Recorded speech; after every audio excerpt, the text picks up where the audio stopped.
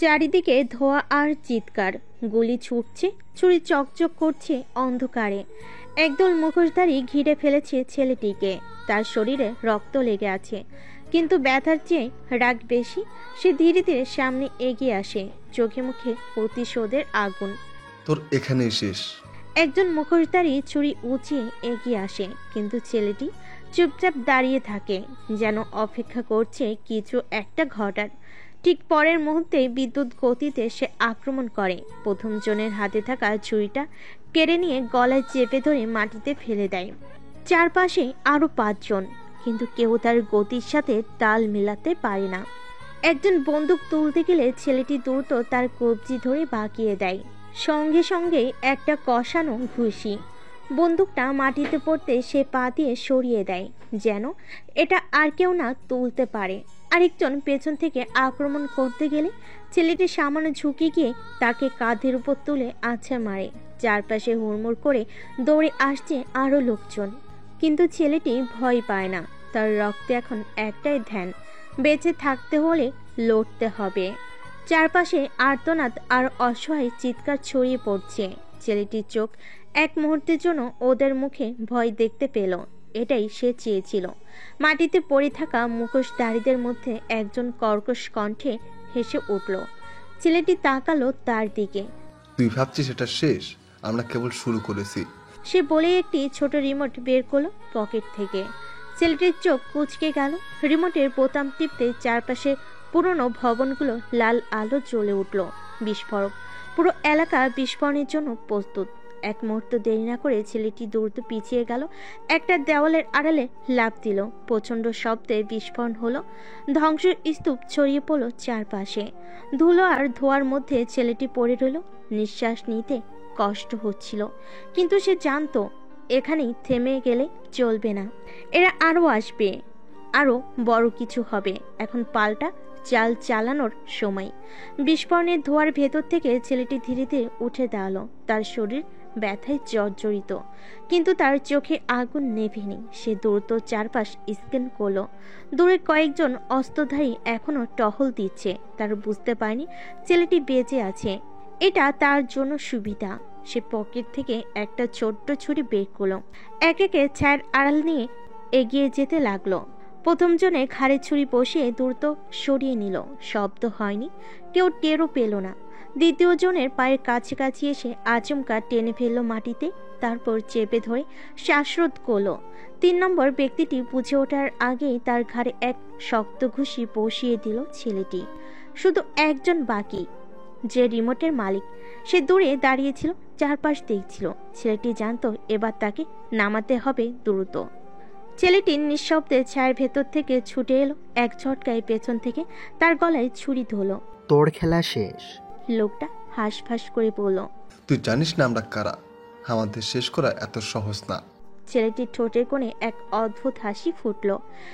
আমি জানি, কিন্তু কি জানিস তো, আমি এসব কেয়ার করি না। এক ঝটকায় ছুরিটা ঢুকিয়ে দিল লোকটার ঘাড়ে। তার শরীর ধপ করে মাটিতে লুটিয়ে পড়ল।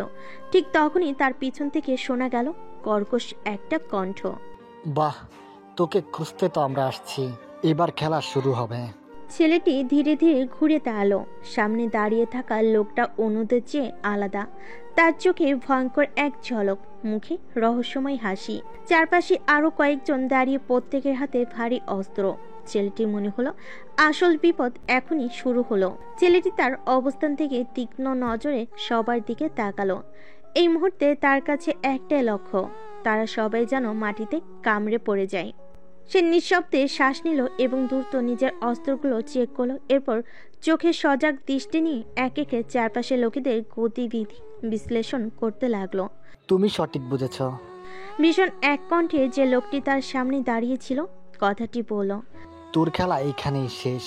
ছেলেটির চোখে প্রতিক্রিয়া না দেখে সে স্থির দাঁড়িয়ে রইল। তার একমাত্র সত্য ছিল এই লোকটি, বাকি সবাই ছিল তার সঙ্গী। যদি সেই এই লোকটিকে নিষ্ক্রিয় করতে পারত, বাকি সবাই একে একে সহজ লক্ষ্য হয়ে যেত। কিন্তু এই লোকটির চোখে যে আক্রোশ ছিল, তাতে সে বুঝতে পারছিল যুদ্ধ এখনো অনেক বড় হয়ে উঠতে চলেছে। হঠাৎ করে লোকটি তার হাতের রিমোটের বোতাম চাপলো। মুহূর্তে চারপাশে আরো কয়েকটি লাইট ঝলকাতে শুরু করলো। ছেলেটি বুঝলো সেটা কোনো সাধারণ রিমোট নয়, এর সাথে অনেক ধরনের ট্র্যাপ বা অতিরিক্ত বিপদ জড়িত। সে দ্রুত পদক্ষেপ নিল, একটি কড়া লাথি দিয়ে তার পায়ের সামনে থাকা শিলাটিকে গুড়িয়ে দিল। সেই শিলার আড়ালে এক চুম্বক টান তৈরি করলো, যেন সেদিক থেকে গুলি আসলে সে বাঁচতে পারে। তবে এই এক মুহূর্তে একটা ধারণা তার মাথায় এলো, তাকে এগিয়ে যেতে হবে, কিন্তু সতর্কতার সাথে। লোকটি এবার আরো জোরালো হাসলো, তার চোখে কোনো ভয় নেই, বরং যেন উপভোগ করার আনন্দ। আমরা যা বলেছি তা করতে প্রস্তুত থাক। এবার দেখতে হবে তুই কতটুকু লড়াই করতে পারিস। ছেলেটি চোখে আগুন নিয়ে তীব্র মনোযোগের সাথে সরাসরি তার দিকে এগিয়ে গেল। ইতিমধ্যেই তার শরীরের প্রতিটি পেশি টান ধরে প্রস্তুত হয়ে উঠেছে। এ লড়াই আর কোনো সাধারণ লড়াই নয়। এই মুহূর্তে তার চোখে শুধুই একটাই ভাবনা, প্রতিশোধের আগুন। এটা শেষ হবে, কিন্তু আমার হাতে। ছেলেটি মৃদু কণ্ঠে বলল। হঠাৎ সে ঝাঁপিয়ে পড়ল। ছেলেটি দ্রুত পদক্ষেপে তার দিকে এগিয়ে গেল, কিন্তু লোকটি প্রস্তুত ছিল। এক ঝটকায় সে পাশ ফিরে ছেলেটির আক্রমণ এড়িয়ে গেল এবং মুহূর্তে তার হাতে থাকা বিশাল অস্ত্রটি ছেলেটির দিকে ধরল। ছেলেটি তাৎক্ষণিকভাবে চুরিটা উঁচিয়ে ধাক্কা মেরে অস্ত্রটি তার হাত থেকে ফেলে দিল, কিন্তু লোকটি হেসে বলল, তুই ভাবছিস আমি শুধু অস্ত্রই ব্যবহার করি? লোকটি তৎক্ষণাৎ একটি ছোট্ট ব্লেড বের করলো এবং দ্রুত ছেলেটির দিকে এগিয়ে আসতে শুরু করলো। ছেলেটি দ্রুত পা সরিয়ে নিল, কিন্তু সে জানতো এই ব্লেড খুব দ্রুত গতিতে আঘাত করতে সক্ষম। আক্রমণের আগে ছেলেটি একটি ছায়ার আড়ালে লুকিয়ে গেল, তার চোখে কেবল ওই লোকটির দিকে, যাকে সে শত্রু হিসেবে চিহ্নিত করেছে। লোকটি ধীরে ধীরে তার চারপাশ স্ক্যান করতে থাকলো, কিন্তু ছেলেটির উপস্থিত সে খুঁজে পাচ্ছিল না। আমরা যাদের বিরুদ্ধে লড়াই করছি তারা কখনোই হারবে না, লোকটি খেউড়ে বলল। তবে এবার তার ভয় কিছুটা স্পষ্ট হয়ে উঠল। সে জানতো ছেলেটি তার দিকে আবার আক্রমণ করবে। ঠিক সেই মুহূর্তে ছেলেটি চুপচাপ পেছন থেকে চলে এসে শক্ত একটি আঘাত দিল তার কাঁধে।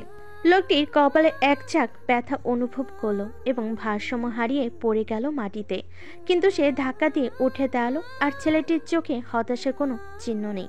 সে জানে এখন শেষ পালা। লোকটি রেগে তীব্রভাবে তার ব্লেড ছুড়ে দিল ছেলেটির দিকে, কিন্তু ছেলেটি সঠিক সময়ে সরে গিয়ে তা পাশ কাটিয়ে চলে গেল। ব্লেডটি দেওয়ালে আঘাত এনে মাটিতে পড়ে গেল। এই মুহূর্তে ছেলেটি এক ঝলক হাসলো। তোর জন্য এটা শেষ। সে দ্রুত তার শেষ আক্রমণ চালালো, এক ঝটকায় লোকটিকে কুপিয়ে মাটিতে ফেলে দিল। চোখের সামনে ছেলেটি দাঁড়িয়েছিল, ক্লান্ত কিন্তু বিজয়ী। তুই হারলি। ছেলেটি বলল এক ধাপ পিছিয়ে গিয়ে, কিন্তু তার মনে হতো এই যুদ্ধ শেষ হয়নি, কারণ ওরা আরও আসবে। আবার গুলির শব্দে ছেলেটি অচিরে মাটিতে হাঁটু গেড়ে পড়ে গেল। তার চোখে এক মুহূর্তের জন্য ঝাপসা হয়ে গেল, কিন্তু সে ক্ষণিকের জন্য থামল না। হাঁটুতে গুলি লেগে তার শরীরে তীব্র ব্যথাও অনুভব করতে লাগলো, তবে সেটা তার মনের শক্তিকে কমাতে পারল না। তার চোখে কেবল একটা লক্ষ্য, বেঁচে থাকতে হলে তাকে প্রতিশোধ নিতে হবে। সামনের দিকে তাকিয়ে ছেলেটি বুঝতে পারল সে আর সোজা হয়ে দাঁড়িয়ে থাকতে পারবে না। তার হাত থেকে ছুরি পড়ে গিয়েছিল, কিন্তু তাও সে চুপচাপ পকেট থেকে আরেকটি ছোট অস্ত্র বের করে নিল। শ্বাস আটকানো, শরীরের প্রতিটি পেশি শক্ত করে ধরে রাখা। এটি যেন যুদ্ধের খেলা হয়ে দাঁড়িয়েছে। ঠিক তখনই আরেকজন লোক বেরিয়ে এলো, তার হাতে একটি আধুনিক বন্দুক, এবং সে চোখে হাসি নিয়ে বলল, তুই ভাবছিস আমরা এত সহজে পরাস্ত হব? তুই তো এখন শুধু সময়ের অপেক্ষায়। ছেলেটি ক্লান্ত, কিন্তু এক অদ্ভুত শক্তি অনুভব করছিল তার চোখে আগুন, আর মনে একটাই প্রশ্ন, আমি যদি মারা যাই তাহলে এই লড়াইয়ের কি হবে? আমাকে তুই শেষ করতে পারবি না। ছেলেটি ঠোঁটে এক মৃদু হাসি ফুটিয়ে বলল, তারপর দ্রুত বাম পায়ের উপর ভর দিয়ে উঠে দাঁড়ানোর চেষ্টা করলো। বন্দুকধারী লোকটি আরো কাছাকাছি চলে এলো। এবার তুমি জানবে এই যুদ্ধ কতটা ভয়াবহ। তবে ছেলেটি অন্য কিছু চিন্তা করছিল। সে যে মুহূর্তে দাঁড়িয়ে থাকবে, সে সময় তার শত্রু আরেকটু কাছাকাছি চলে আসবে, আর সেই মুহূর্তে তার কাছ থেকে পালানোর কোনো পথ থাকবে না। তোর খেলা শেষ, ছেলেটি বলল, এবং তার সামনে শত্রুর দিকে ঝাঁপিয়ে পড়ল। ছেলেটি দ্রুত তার শক্তি নিয়ে ঝাঁপিয়ে পড়ল, কিন্তু গুলি ছোড়ায় লোকটি আরও একবার বন্দুক তুলল। ছেলেটি তার পায়ে ব্যথা অনুভব করলো, সে কিছুতেই থামল না। মুহূর্তে সে দ্রুত পা বাড়ালো এবং বন্দুকধারীর হাত থেকে বন্দুকটি ছিটকে পড়ল। এখন ছেলেটি আর দাঁড়িয়ে ছিল না, সে পুরোপুরি যুদ্ধের মোড়ে চলে এসেছে। ছেলের চোখে প্রতিশোধের আগুন, আর তার শরীরে ব্যথার তীব্রতা কেবল তাকে আরো শক্তিশালী করে তুলছিল।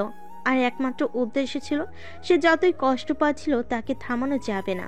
বন্দুকধারী লোকটি পড়ে গিয়েছিল, কিন্তু অন্যরা তাকে তাদের সঙ্গ দিতে আসছিল। চারপাশে রক্তাক্ত লোকজন ছড়িয়ে পড়ছিল, কিন্তু ছেলেটি তাদের দিকে নজর না দিয়ে এগিয়ে চলছিল। যে যেভাবে আক্রমণ করতে আসছে সে সেভাবেই পাল্টা আঘাত করে দিচ্ছিল।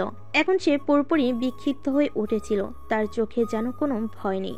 একটি আঘাত দিয়ে একটি লোককে মাটিতে ফেলে দিল, আর সাথে সাথে সে আরেকজনের দিকে ঝাঁপিয়ে পড়ল। তার হাতে থাকা ছুরি দিয়ে এক মুহূর্তে তাকে আঘাত করলো। তখন আরেকটি গুলির শব্দ ভেসে এলো, তবে ছেলেটি একটু ভুরুকুচকে তাকালো না। এবার তোর পালা। ছেলেটি নিজের কণ্ঠে জোর দিয়ে বলল, এবং সে মুহূর্তে আরো এগিয়ে গেল, যেন এই যুদ্ধ শেষ করার আর একটা সুযোগ নেই। বন্দুকের গুলি তীব্রভাবে ছুটে এলো, কিন্তু ছেলেটির বামে হেলে গিয়ে সেগুলো এড়িয়ে গেল। তারপর এক নিঃশ্বাসে সে সোজা গুলি ছোড়া লোকটার দিকে লাফ দিল, তার ঘাড়ে ছুরি বসিয়ে দিল। এই মুহূর্তে ছেলেটি জানতো জয় তার হাতে, তবে বাস্তবে তাকে এখনো আরো বড় একটা লড়াইয়ের প্রস্তুতি নিতে হবে। তারপরে দূর থেকে একটি গাড়ির শব্দ শুনে সে চোখ বুজে ফেল। বিস্ময়কর হাসি ফুটে উঠল ছেলেটির মুখে, কারণ গুলির শব্দটি তার দিকে আসেনি, বরং শত্রু পক্ষের দিকে গিয়েছিল।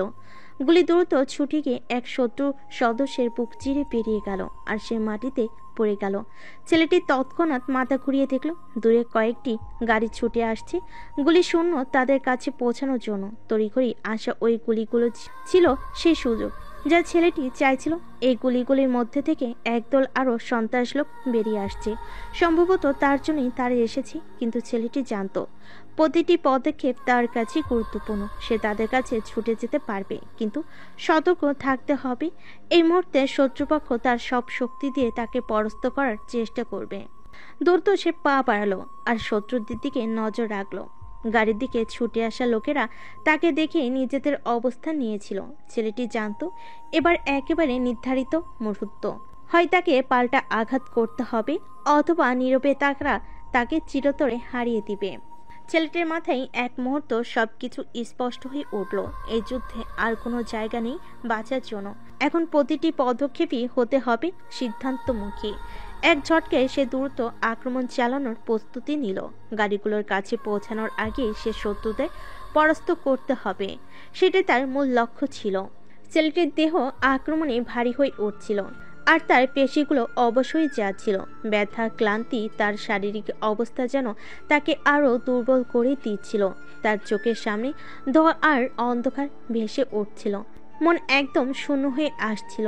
তার পায়ের নিচে মাটি সরে যাচ্ছিল, এবং তার সমস্ত শরীর যেন অবশ্যই পড়ছিল। মনের মধ্যে এক ভয়ঙ্কর শূন্যতা নেমে এলো, আর তার চোখের কোণে ঘুমের আস্তরণ ভেসে উঠল। সে আরো একবার চেষ্টা করলো নিজেকে সচেতন রাখতে, কিন্তু শরীর আর মন একযোগে তাকে ছাড়ছিল।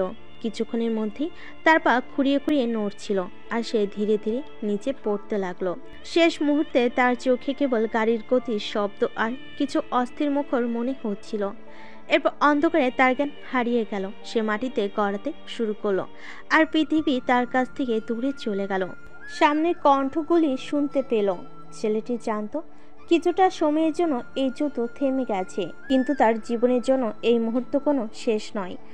যে শত্রুরা এতদিন তাকে তাড়া করেছে, তাদের সামনে আবার দাঁড়ানোর শক্তি সে ফিরে পাবে। কি ভাই, কিছু বুঝতেছেন না? ছেলেটিকে কেন চারিদিকে এত মারামারি হইতেছে? চলুন একটু ফ্ল্যাশব্যাকে যাই। সময়টা 3 বছর আগে। চারপাশে শুধু লাশ আর ধোঁয়া। বাতাসে বারুদের গন্ধ মিশে আছে, সঙ্গে রক্তের উষ্ণ গন্ধ। আলো আধারির মধ্যে দাঁড়িয়ে আছে এক যুবক, তার চোখে ভয়ঙ্কর অন্ধকার, হাতে থাকা গোলক 17, যার ম্যাগাজিন এখনো গরম। চারিদিকে শুধু কান্না আর আর্তনাদ। কেউ বাঁচার চেষ্টা করছে, কেউ মাটিতে পড়ে শেষবারের মতো দম নিচ্ছে। যুবকটি ধীরে ধীরে সামনে এগিয়ে এলো। তার পায়ের নিচে গুড়িয়ে গেল এক আহত ব্যক্তির হাত। শুভ। কেউ একজন ফিসফিস করে নামটা বলল, যেন ভয়ঙ্কর অভিশাপ ছড়িয়ে পড়ল বাতাসে। শুধু শুভ না, নাম মনে রাখবি, শুভ রহমান। তার কণ্ঠ ছিল বরফের মতো ঠান্ডা, অথচ তাতে ছিল এক ভয়ঙ্কর দাহ। আর এই নামের সঙ্গে জড়িয়ে আছে এক রক্তাক্ত অধ্যায়, শুভ গ্যাং। শহরের প্রতিটি অপরাধী জানে এই গ্যাংয়ের নাম শুনলে বোঝার সময়ও পাবে না কখন মৃত্যু এসে সামনে দাঁড়াবে। রাতের অন্ধকারে যেখানে অন্যরা লুকিয়ে থাকে সেখানে শুভর গ্যাং শিকার করে। শুভ গ্যাংয়ের নাম শুনলে ভাববি তোর জীবনের শেষ দিন এসে গেছে। এটা বলে মাথা বরাবর গুলি করে তার কাহিনী খতম করে দিল। চারপাশে ছড়িয়ে থাকা নিথর দেহগুলো এখনো উষ্ণ, গুলির ধোঁয়া ধীরে ধীরে মিলিয়ে যাচ্ছে বাতাসে। শুভ রহমান চোখের সামনে দাঁড়িয়ে থাকা শেষ বন্দিকে তাক করে ধরল। লোকটা হাঁটু গেড়ে বসে কাঁপছে, মুখে ভয় আর আকুতি। প্লিজ আমাকে ছেড়ে দাও, আমি কিছুই জানি না। শুভ একপাশে মাথা কাত হলো, ঠোঁটের কোণে হালকা হাসি। এটা তোর ভুল, কারণ তুই শুভ গ্যাংয়ের বিরুদ্ধে গিয়েছিস। ঠাস একটা মাত্র গুলি। লোকটা নিতর হয়ে মাটিতে লুটিয়ে পড়ল। শুভ ধীরে ধীরে বন্দুকটা নিচে নামালো, চারপাশে একবার তাকালো। তার গ্যাংয়ের অন্য সদস্যরা ইতিমধ্যে কাজ শেষ করেছে। প্রতিপক্ষের পুরো দল নিশ্চিহ্ন। কিলিং মিশন শেষ। শুভ পকেট থেকে একটা সিগারেট বের করে ঠোঁটে নিল। পাশ থেকে তার ডান হাতি রিজভি আগুন ধরিয়ে দিল। ধোয়ার কুণ্ডলি ঊর্ধ্বে উঠল, আর সেই ধোয়ার আড়ালে শুভ রহমানের ঠান্ডা চোখ জ্বলজ্বল করছিল। শুভ রহমানের ঠোঁটের কোণে এক রহস্যময়ী হাসি খেলে গেল। তার কণ্ঠ ছিল ঠান্ডা, কিন্তু তাতে লুকিয়েছিল এক অদ্ভুত দম্ভ। এখনো অনেক খেলা বাকি আছে।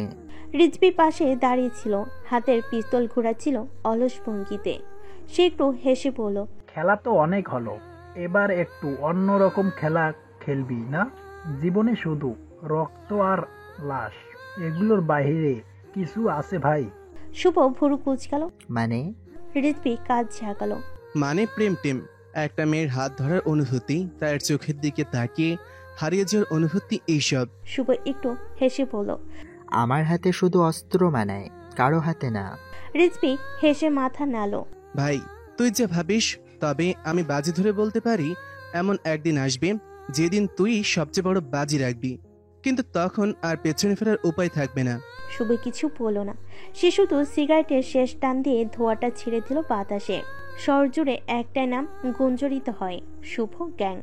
সেখানে ভয়, রক্ত আর অন্ধকারের ছায়া লুকিয়ে আছে।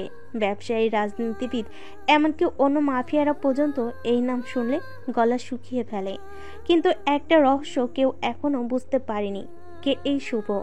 কেউ কখনো শুভ রহমানকে দেখেনি। পুলিশের ডাটাবেজের তার কোনো ছবি নেই, নেই কোনো পুরনো রেকর্ড, শুধু একটা কথা প্রচলিত, শুভ রহমান। যার সামনে আসে সে আর বেঁচে থাকে না।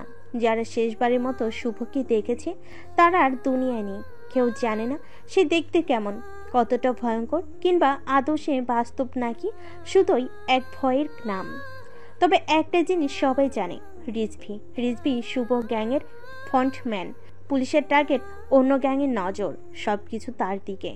সবাই ভাবে রিজভি শুভ গ্যাংয়ের আসল লিডার, কিন্তু বাস্তবে শুভ অন্ধকারের সেই ছায়া, যার উপস্থিতি কেবল মৃত্যুর আগে অনুভব করা যায়। যে চোখের সামনে আসি সে তার শেষ নিঃশ্বাসের আগে কেবল একটি শব্দ শোনা যায়। যাই হোক, বর্তমানে আসা যাক। শুভ ধীরে ধীরে চেতনা ফিরে পেল। মাথার ভেতর যেন একটা ভারী বোঝা চেপে বসেছে। শরীর অবশ লাগছে, তবে ধীরে ধীরে অনুভূতি ফিরে আসছে। সে তাকিয়ে দেখলো একটা অচেনা ঘরের ভেতর আছে। দেওয়ালের চারপাশে তাকাতেই চোখ বিস্ময়ে আটকে গেল। ঘরের প্রতিটা দেওয়ালে একই মেয়ের ছবি, কখনো বাইকের উপর, কখনো বন্দুক হাতে, কখনো তীক্ষ্ণ দৃষ্টিতে তাকিয়ে আছে ক্যামেরার দিকে। কিন্তু এই মেয়েকে? শুভ কপাল কুঁচকাল। তার স্মৃতিতে এই মুখ কোথাও নেই, তবে তার ধরফড় করা বুক বলছে এই মেয়েটার সঙ্গে তার একটা গভীর সম্পর্ক আছে, অথবা থাকতেও পারে। সে ধীরে ধীরে উঠে বসতে গেল, কিন্তু তার শরীর তখনও দুর্বল। ঠিক তখনই দরজাটা খুলে গেল, একটা পরিচিত কণ্ঠ ভেসে এলো। অবশ্য জেগেছ? শুভ মাথা তুলে তাকালো। দরজার সামনে দাঁড়িয়ে আছে রিজভি, হাতে এক গ্লাস পানি। এটা কোথায়? শুভ কণ্ঠ কাঁপিয়ে জিজ্ঞেস করলো। রিজভি মুচকি হাসলো। আমাদের আস্থানায় না, তোকে মাঝ রাস্তায় আধমারা অবস্থায় খুঁজে পেয়েছিলাম। এইবার বল, কাকে মারতে গিয়ে নিজেই মরতে বসেছিলি? শুভ কোনো উত্তর দিল না, তার চোখ তখনও সেই ছবিগুলোর দিকে আটকে আছে। রিজভি শুভর দৃষ্টি অনুসরণ করলো, একটু হেসে বলল, ও, ছবিগুলো দেখেছিস? মেয়েটাকে জানিস? শুভ মাথা নাড়ল। রিজভি ঠোঁট কামড়ে একটু থামলো, তারপর ধীর কণ্ঠে বলল। শুভ হতবাক হয়ে রিজভির দিকে তাকিয়ে থাকলো। মানে তুই তোর পরিচয় কি দিয়ে বলেছিস? রিজভি হাসলো। আমি বলেছি আমি শুধু আমার ভাইকে খুঁজতে এসেছি, তাকে মরে যেতে দেখলে আমার চলবে না। শুভ গভীরভাবে শ্বাস নিল, দেওয়ালের ছবিগুলোর দিকে আরেকবার তাকালো। মেয়েটার চোখে অদ্ভুত তীক্ষ্ণতা, আত্মবিশ্বাস। এই মেয়ে কে? শুভ ধীরে ধীরে প্রশ্ন করলো। রিজভি একটু থামলো, তারপর ঠান্ডা গলায় বলল। ও হলো উত্তরবঙ্গের সবচেয়ে ডেঞ্জারাস মাফিয়া লিডার, যার নাম নিহা। শুভর চোখ সংকুচিত হয়ে গেল। নেহা? এই নাম সে আগে কখনো শোনেনি, কিন্তু যদি এই মেয়ে সত্যি এতটা ভয়ঙ্কর হয়, তাহলে তার আশেপাশে থাকা কতটা বিপজ্জনক। রিজভি এবার গভীর কণ্ঠে বলল। তোর এখন মাথা ঠান্ডা রাখা দরকার। নেহা জানে না তুই শুভ রহমান, শুভ গ্যাংয়ের আসল লিডার। সে শুধু জানে আমি আমার আহত ভাইকে নিয়ে এসেছি, তাই কিছুদিন এইখানে নিরাপদ থাকবি, তারপর বেরিয়ে যাবি। শুভ ধীরে ধীরে উঠে দাঁড়ালো। শরীর তখনও দুর্বল, কিন্তু চোখে সেই পুরনো আগুন ফিরে এসেছে। রিজভি একটু অবাক হয়ে বলল। তুই কি সত্যি এখানে থাকবি? নেহা কিন্তু খুবই ধূর্ত, ভুল করলেই নিজের কবর নিজেই খুঁড়বি। শুভ একপাশে ঠোঁট বাঁকিয়ে বলল। আমি দেখব, শহরটা বুঝবো এখনকার খেলা কিভাবে চলে। তুই শহরে ফিরে যা, গ্যাংকে নিয়ন্ত্রণ কর, আর আইনমন্ত্রীর কাছে একটি চিঠি পাঠিয়ে দে। রিজভির চোখ চকচক করে উঠল। কি লিখতে বলছিস? শুভ ধীরে ধীরে সিগারেট ঠোঁটে নিয়ে আগুন ধরালো। ধোয়া ছেড়ে ঠান্ডা গলায় বলল। লিখবি 6 মাস পর খেলা হবে। রিজভি একটু হেসে বলল। তাহলে আমি চললাম ভাই, শহর আমার হাতে, তুই সাবধানে থাকিস। শুভ মাথা নেড়ে জানিয়ে দিল যে সে যা করেছে তা ভেবেচিন্তে করছে। রিজভি চলে গেল, আর শুভ একা দাঁড়িয়ে রইল। শহরটার প্রতিটা অলিগলি, প্রতিটা ক্ষমতার কেন্দ্র, সবকিছু এখন তার পর্যবেক্ষণের অধীনে। আর নেহা, সে জানে না তার ছাই কে লুকিয়ে আছে। রিজভি চলে যাওয়ার আগে সবাইকে বলে গেল। ও আমার ভাই, ওর যত্ন নেওয়ার দায়িত্ব তোমাদের। শুভ সেটা খেয়াল করলো। এখানে কেউ তাকে চিনে না, কিন্তু রিজভি যেহেতু শুভ গ্যাংয়ের মুখ, তাই সবাই তাকেই ভেবে নিয়েছে সেই রিজভি ভাই। কিছুক্ষণ পর দরজাটা ধীরে ধীরে খুললো। একটা মেয়ে ঢুকলো, বয়স বেশি না, চোখে গভীর দৃঢ়তা, পরনে নার্সের পোশাক, হাতে ওষুধের ট্রে। শুভ ঠান্ডা দৃষ্টিতে তাকালো।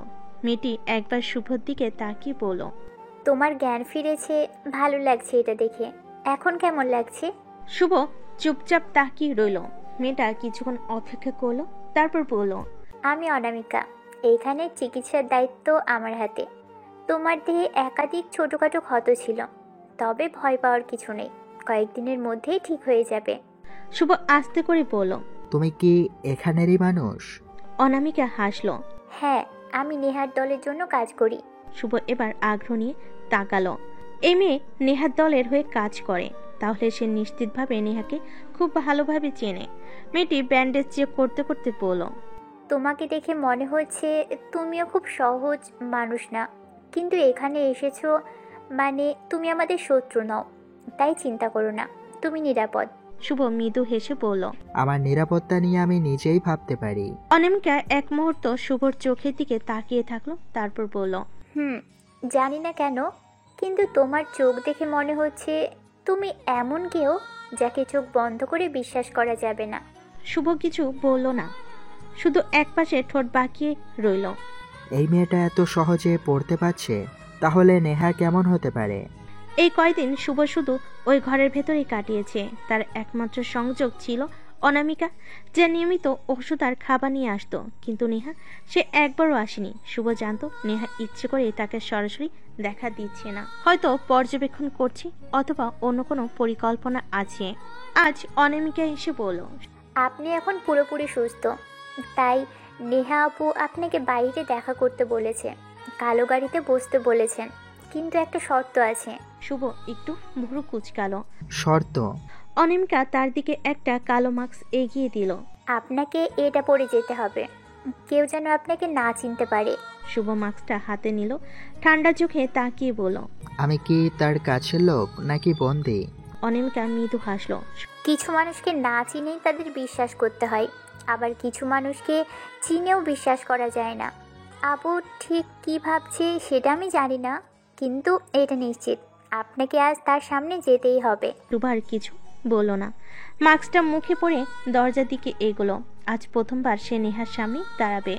শহরের সবচেয়ে ভয়ঙ্কর নারী মাফিয়া তার জন্য অপেক্ষা করছে। শুভ গাড়িতে উঠতেই দরজা বন্ধ হয়ে গেল। নেহা ঠিক পাশে বসে আছে, কিন্তু মুখ দেখা যাচ্ছে না। কালো হুডি দিয়ে নিজেকে ঢেকে রেখেছে। গাড়ি ধীরে ধীরে চলতে শুরু করলো, তারপর গতি বাড়ল। শুভ জানতো না গন্তব্য কোথায়, কিন্তু অনুমান করলো এটা সাধারণ কোনো জায়গা হবে না। 100 কিলোমিটার পার হওয়ার পর গাড়ি হঠাৎ থেমে গেল। চারপাশে ঘন বন, ভারী বাতাস। শুভ গাড়ি থেকে নামলো, নেহাও নামলো, কিন্তু এখনো মুখ দেখা যাচ্ছে না। একটা ভয়ঙ্কর বাড়িতে নিয়ে গেল। ওখানে দেখি 10 জন বন্দী। কাপড় দেখে মনে হইতেছে বড়লোক অথবা চাকরিজীবী। আমার সামনে তাদেরকে নির্মমভাবে গুলি করে মেরে ফেললো। আর মারা দেখে আমি একটু চমকে উঠলাম, আর এমন ভাব নিলাম যে এসব মারা দেখে আমি ভয় পেয়েছি। ওদের মেরে নেহা এসে পড়ল আর ড্রাইভারকে বলল, এগুলো লোক দিয়ে পরিষ্কার করো। শুভকে সিটের সামনে বসালো আর নেহা ড্রাইভারের সিটে বসলো। শুভ বিস্ময় নিয়ে তাকিয়ে রইল, যেন চোখের সামনে দিয়ে কোনো স্বপ্ননীল সৌন্দর্য ধরা দিয়েছে। নেহার ত্বক যেন চাঁদের আলোর মাঝখানে সম্মিশ্রণ আর উজ্জ্বল। গভীর কাজল কালো চোখগুলোতে এক অদ্ভুত মায়া, যেন একবার তাকালেই হারিয়ে যেতে ইচ্ছে হয়। তার ঠোঁট হালকা গোলাপি, এক লাজুক হাসিতে ফুটে উঠেছে এক অনন্য আকর্ষণ। চুলগুলো ঢেউ খেলানো কালো রেশমের মতো বাতাসে উঠছে ধীর গতিতে। শুভ কিছুক্ষণ তার দিকে চেয়ে থাকলো, যেন শব্দ খুঁজে পাচ্ছিল না। শেষমেশ মৃদু স্বরে বলল, তুমি এত সুন্দর, এভাবে তাকিয়ে থাকলে মনেই হবে না আমরা কোনো অদ্ভুত জায়গায় আছি। যেন স্বর্গ থেকে নেমে আসা এক অপ্সরী তুমি। নেহা একটু হেসে বলল, তুমি সব সময় এত মিষ্টি কথা বলো, নাকি আজই শুরু করলে? হুম হুম। শুভ হাসলো, কিন্তু তার হৃদস্পন্দন যেন তখনই নেহার সৌন্দর্যের মোহে বন্দী হয়েছিল। তখনই নেহা ধমক দিয়ে বলল, তোমার নাম কি? আর রিজবি ভাই তোমার কেমন ভাই হয়? আমার নাম মোহাম্মদ ফারুক আহমেদ, আর রেজবি তাই হলো আমার ছোটবেলার বন্ধু, আমাকে বড় করেছে। রিজবি ভাইকে তুমি কি জানো? না, উনি তো ঢাকাতে ব্যবসা করে, এটাই জানি। বুঝলাম, তুমি ইনোসেন্ট। আমি নেহা আক্তার। তখন যেভাবে ভয় পেলে খুন করা দেখি, তখনই বুঝেছি হাবাগোবা একটা। শুভ আর নেহা গাড়ির মধ্যে শুয়ে পড়ল। বাইরে থেকে গোলাগুলির শব্দ শোনা যাচ্ছিল। টায়ার ছিন্ন বিচ্ছিন্ন হয়ে গেছে, গাড়ি আর 1 ইঞ্চি নড়ছে না। নেহা দ্রুত তার ফোন বের করে বলল, লোকগুলোকে পাঠাও, আমরা অ্যাম্বুশড। শুভ চারপাশে তাকিয়ে দেখলো অন্ধকারের মধ্যে কয়েকজন মুখোশধারী বন্দুকধারী ধীরে ধীরে এদিকে এগিয়ে আসছে। নেহা দ্রুত তার কোমর থেকে ছোট একটি পিস্তল বের করলো এবং গ্লাস নামিয়ে গুলি চালিয়ে দিল। প্রথম শটে একজন মুখোশধারী লুকিয়ে পড়ল, বাকি 2 জন আড়ালে গেল। শুভ ততক্ষণে গাড়ির দরজা খুলে নিচে নেমে পড়েছে। একজন আক্রমণকারী ছুরি হাতে ছুটে এলো।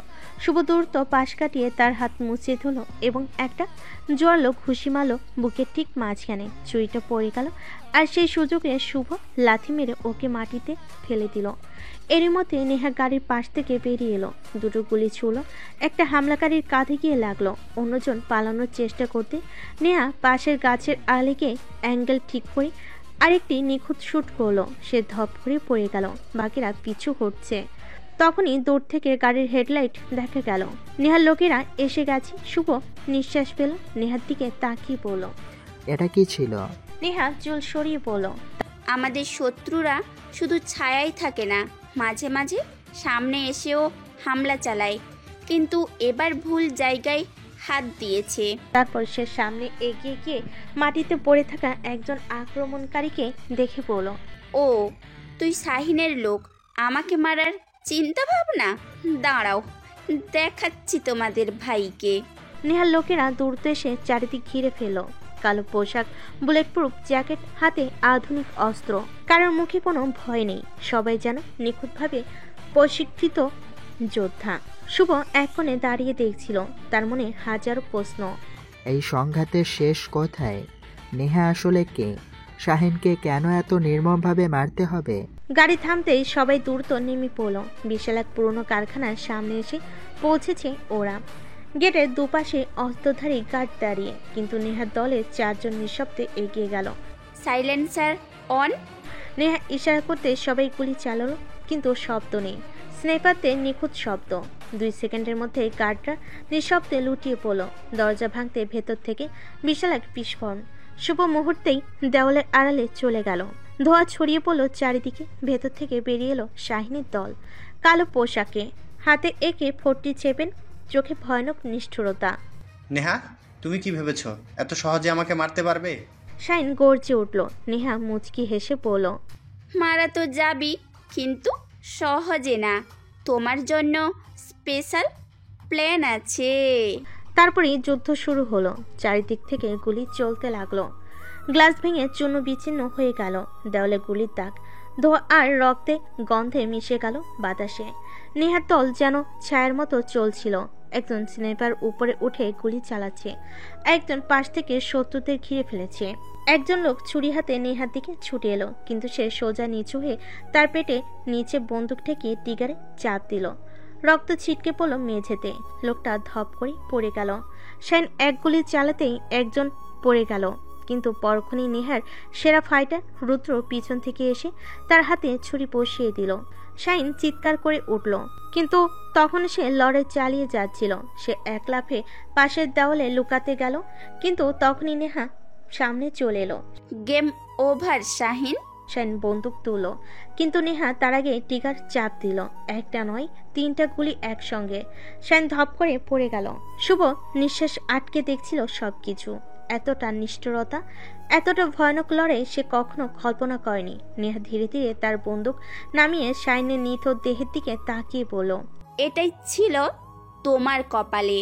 তারপর সে শুভর দিকে তাকিয়ে বলল, চলো, এখানে থাকার দরকার নেই। শুভ কিছু না বলে চুপচাপ অনুসরণ করলো। তখন শুভ ভাবতে লাগলো, এত সুন্দর একটা মেয়ে এত ভয়ঙ্কর কেমনে? একটা মেয়ে এত ভয়ঙ্কর হতে পারে? শুভ চুপচাপ গাড়ির পিছনে সিটে বসেছিল। নেহা তার পাশে। গাড়ি ধীর গতিতে এগিয়ে যাচ্ছিল, কিন্তু শুভর মনে ঝড় বয়ে যাচ্ছিল। এত সুন্দর একটা মেয়ে এত ভয়ঙ্কর কেমন করে? তার চোখের সামনে এখনো একটু আগে ঘটে যাওয়া দৃশ্যগুলো ভেসে উঠছিল। নেহার ঠান্ডা মাথায় হত্যাকাণ্ড, নিখুঁত লক্ষ্যভেদ, রক্তের উপর দাঁড়িয়ে থাকা এক অবিচল নারী। সে যেন কোনো সাধারণ মানুষ নয়, বরং এক ভয়ঙ্কর যোদ্ধা, যার মধ্যে কোনো দয়া নেই। গাড়ির ভেতরে নিস্তব্ধতা। শুভ একবার নেহার দিকে তাকালো। সে জানালার বাইরে তাকিয়েছিল, ঠোঁট শক্ত করে রাখা, চোখে এক অদ্ভুত শূন্যতা। তুমি কি সব সময় এমন ছিলে? শুভ হঠাৎ করেই প্রশ্ন করলো। নেহা ধীরে ধীরে তার দিকে তাকালো, একটু হাসলো, তবে সেই হাসির মধ্যে কোনো উষ্ণতা ছিল না। এমন কেউ জন্ম থেকে হয় না শুভ। জীবন মানুষকে এমন বানিয়ে দেয়।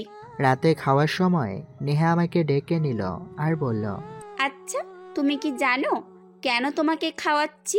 কেন তোমাকে আমার মিশনগুলোতে নিয়ে গেলাম? না, জানি না। কেন? কারণ হলো, তোমার কাছে এসবের বিনিময়ে একটা জিনিস চাইবো। তার আগে বলো, রেজবি ভাইয়ের সাথে তোমার কেমন সম্পর্ক? আমি কিছুক্ষণ চুপ থেকে অতীতের কথাগুলো ভাবা শুরু করলাম আর বলা শুরু করলাম। এই পাজি, এই হারামজাদা, তোকে দিয়ে কিচ্ছু হবে না। শুভ হতভাগ্যের মতো মাটিতে পড়েছিল। তার সৎমা রাগে ফেটে পড়ছিল। কাছে ঘরটায় মেঝেতে ফেলে রাখা শুকনো খড়ের উপর ফকরুক গাছ ছড়িয়েছিল, শরীরের জায়গায় জায়গায় লাল দাগ। কতবার বলেছি ঠিক করে কাজ কর, তোকে মানুষ করতে গিয়ে আমার জীবনটাই নষ্ট হয়ে গেল। ফকরুক কিছু বলল না, শুধু শক্ত করে দাঁতের দাঁত চেপে চোখের পানি আটকে রাখলো। তার বাবার মৃত্যুর পর থেকেই সৎমা তাকে বোঝার মতো মনে করত। শৈশব থেকেই অভাব আর অবহেলার জীবন তার সঙ্গী ছিল। খাবারের জন্য মার খাওয়া, একটু ভালোবাসার জন্য অপেক্ষা করা, এসব তার জীবনের নিত্যদিনের গল্প। সেদিন বিকেলে ক্ষুধার তাড়নায় পাশের ক্ষেত থেকে এক গুচ্ছ সরষা তুলে এনেছিল সে, কিন্তু সেটা দেখে সৎমা এমন মার দিয়েছিল যেন সে চুরি করেছে। ফকরুকের চোখের সামনে তখন তার বাবা দাঁড়িয়েছিল, যে তাকে কখনো এমন মার মারত না, যে তাকে কোলে নিয়ে আদর করত। কিন্তু সেই মানুষটা আজ নেই। আজ শুধু নির্দয় এক পৃথিবী। কিন্তু ফকরুক ভেঙে পড়েনি। ছোটবেলা থেকে তার ভেতরটা একটা প্রতিজ্ঞায় গেঁথে গিয়েছিল, সে দুর্বল থাকবে না। একদিন এই দুর্বলতার শিকল ছিঁড়ে সে এমন শক্তিশালী হবে যে কেউ তাকে অবহেলা করার সাহস পাবে না। আজকে ফররুক আর সেই অবহেলিত ছেলেটা নেই। সময় তাকে বদলে দিয়েছে।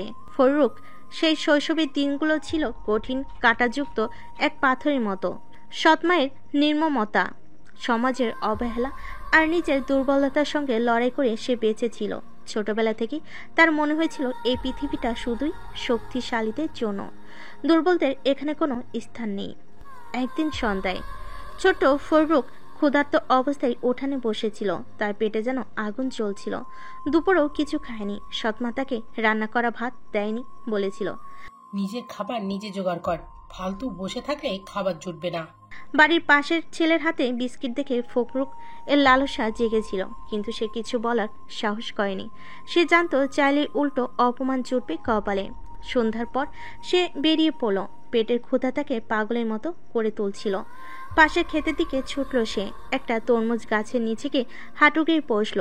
তার ছোট্ট হাত দিয়ে শক্ত করে একটা তরমুজ ধরল, কিন্তু সেটা ছিঁড়তে পারল না। হতাশ হয়ে সে মাটিতে বসে পড়ল। ঠিক তখনই পিছন থেকে একটা কড়া আওয়াজ এলো। এই, তুই কি করছিস এখানে? ফররুখ আতঙ্কে চমকে উঠল।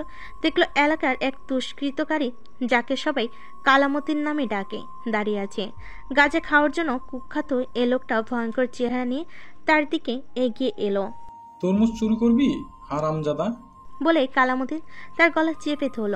ফররুখ শ্বাস নিতে পারছিল না, হাত পা ছোড়াছুড়ি করছিল, কিন্তু মতিনের শক্ত হাত তাকে ছাড়ছিল না। ফররুখের মনে হচ্ছিল এখানেই তার সব শেষ হয়ে যাবে। ঠিক তখনই হঠাৎ দূর থেকে এক কণ্ঠ শোনা গেল, ওকে ছাড়। কালামুদ্দিন থমকে গেল। ফররুখও তাকালো। এক দীর্ঘদেহী ছেলেকে দেখা গেল, হাতে লোহার রড। তার চোখে ছিল রাগের আগুন। সে সামনে এগিয়ে এসে এক লাথিতে মতিনকে দূরে ফেলে দিল। ফররুখ তখনও শ্বাস নিতে পারছিল না, কিন্তু সে বুঝতে পারল কেউ একজন তাকে রক্ষা করেছে। এই দুনিয়ায় কেউ দুর্বলদের রক্ষা করে না। তুই শক্তিশালী হতে শেখ, না হলে সবাই তোকে এমনই পিষে ফেলবি। ছেলেটি বলল। ছেলেটা আর কেউ নয়, এই ছিল রিজভী। এরপর থেকেই ওর সাথেই বন্ধুত্ব।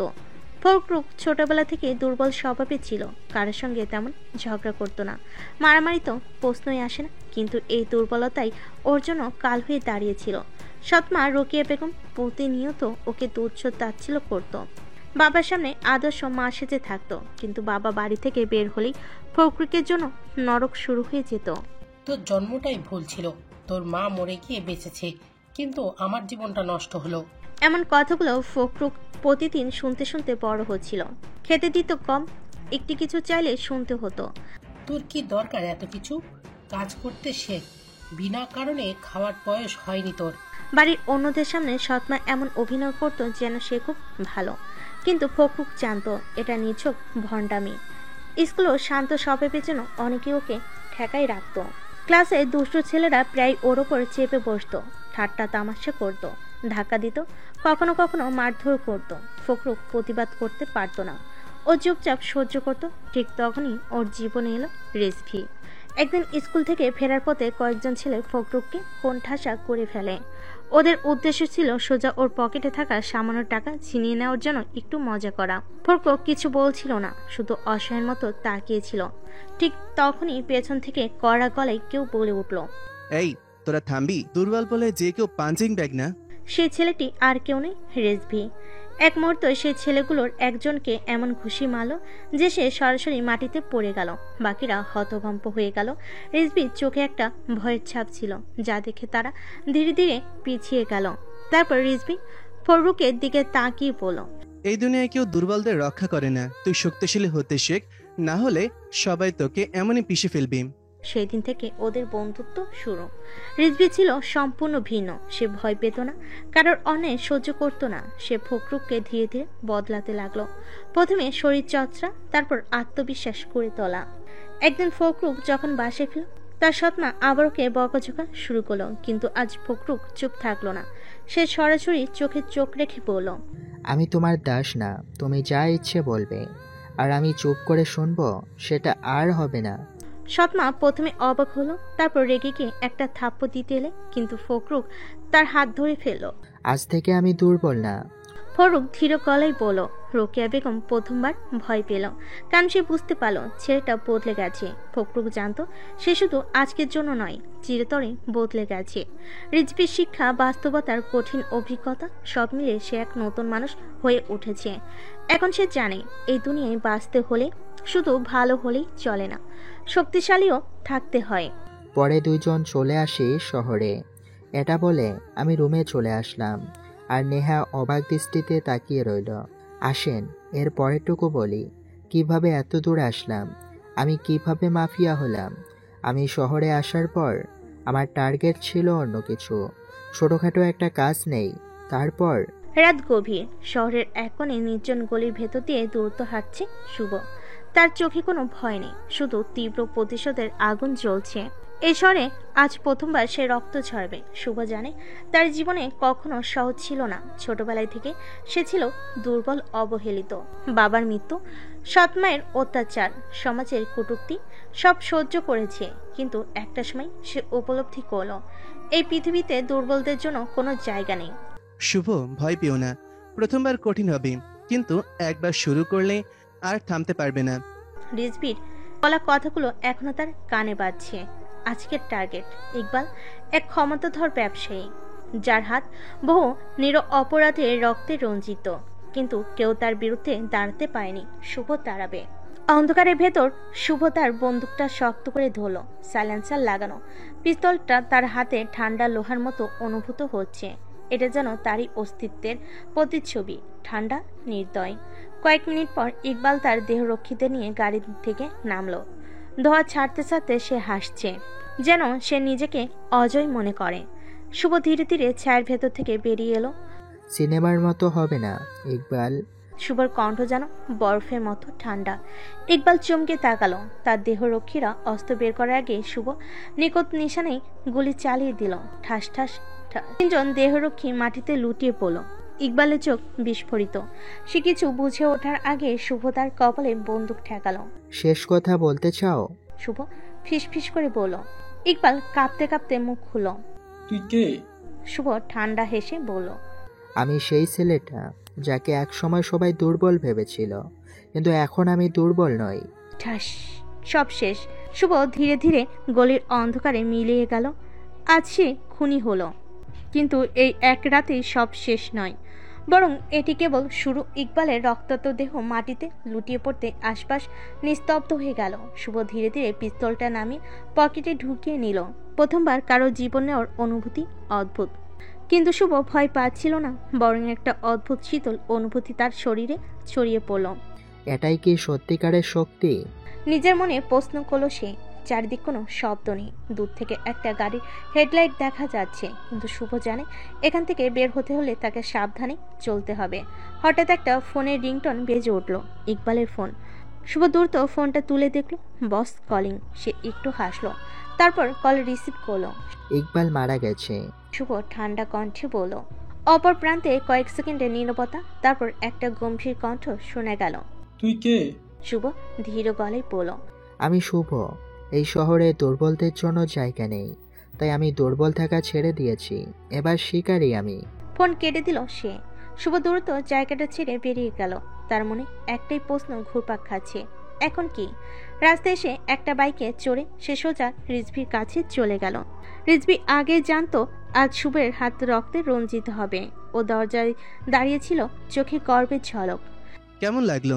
রিজভি হাসি মুখে জিজ্ঞেস করলো। শুভ কয়েক সেকেন্ড চুপ থেকে বলল, আমি ভয় পাইনি। এটা কি স্বাভাবিক? রিজভি একটা সিগারেট ধরিয়ে বলল, তুই এখনো বদলাইনি, কিন্তু বদলাইছিস। প্রথমবার কঠিন, তারপর সহজ হয়ে যাবে।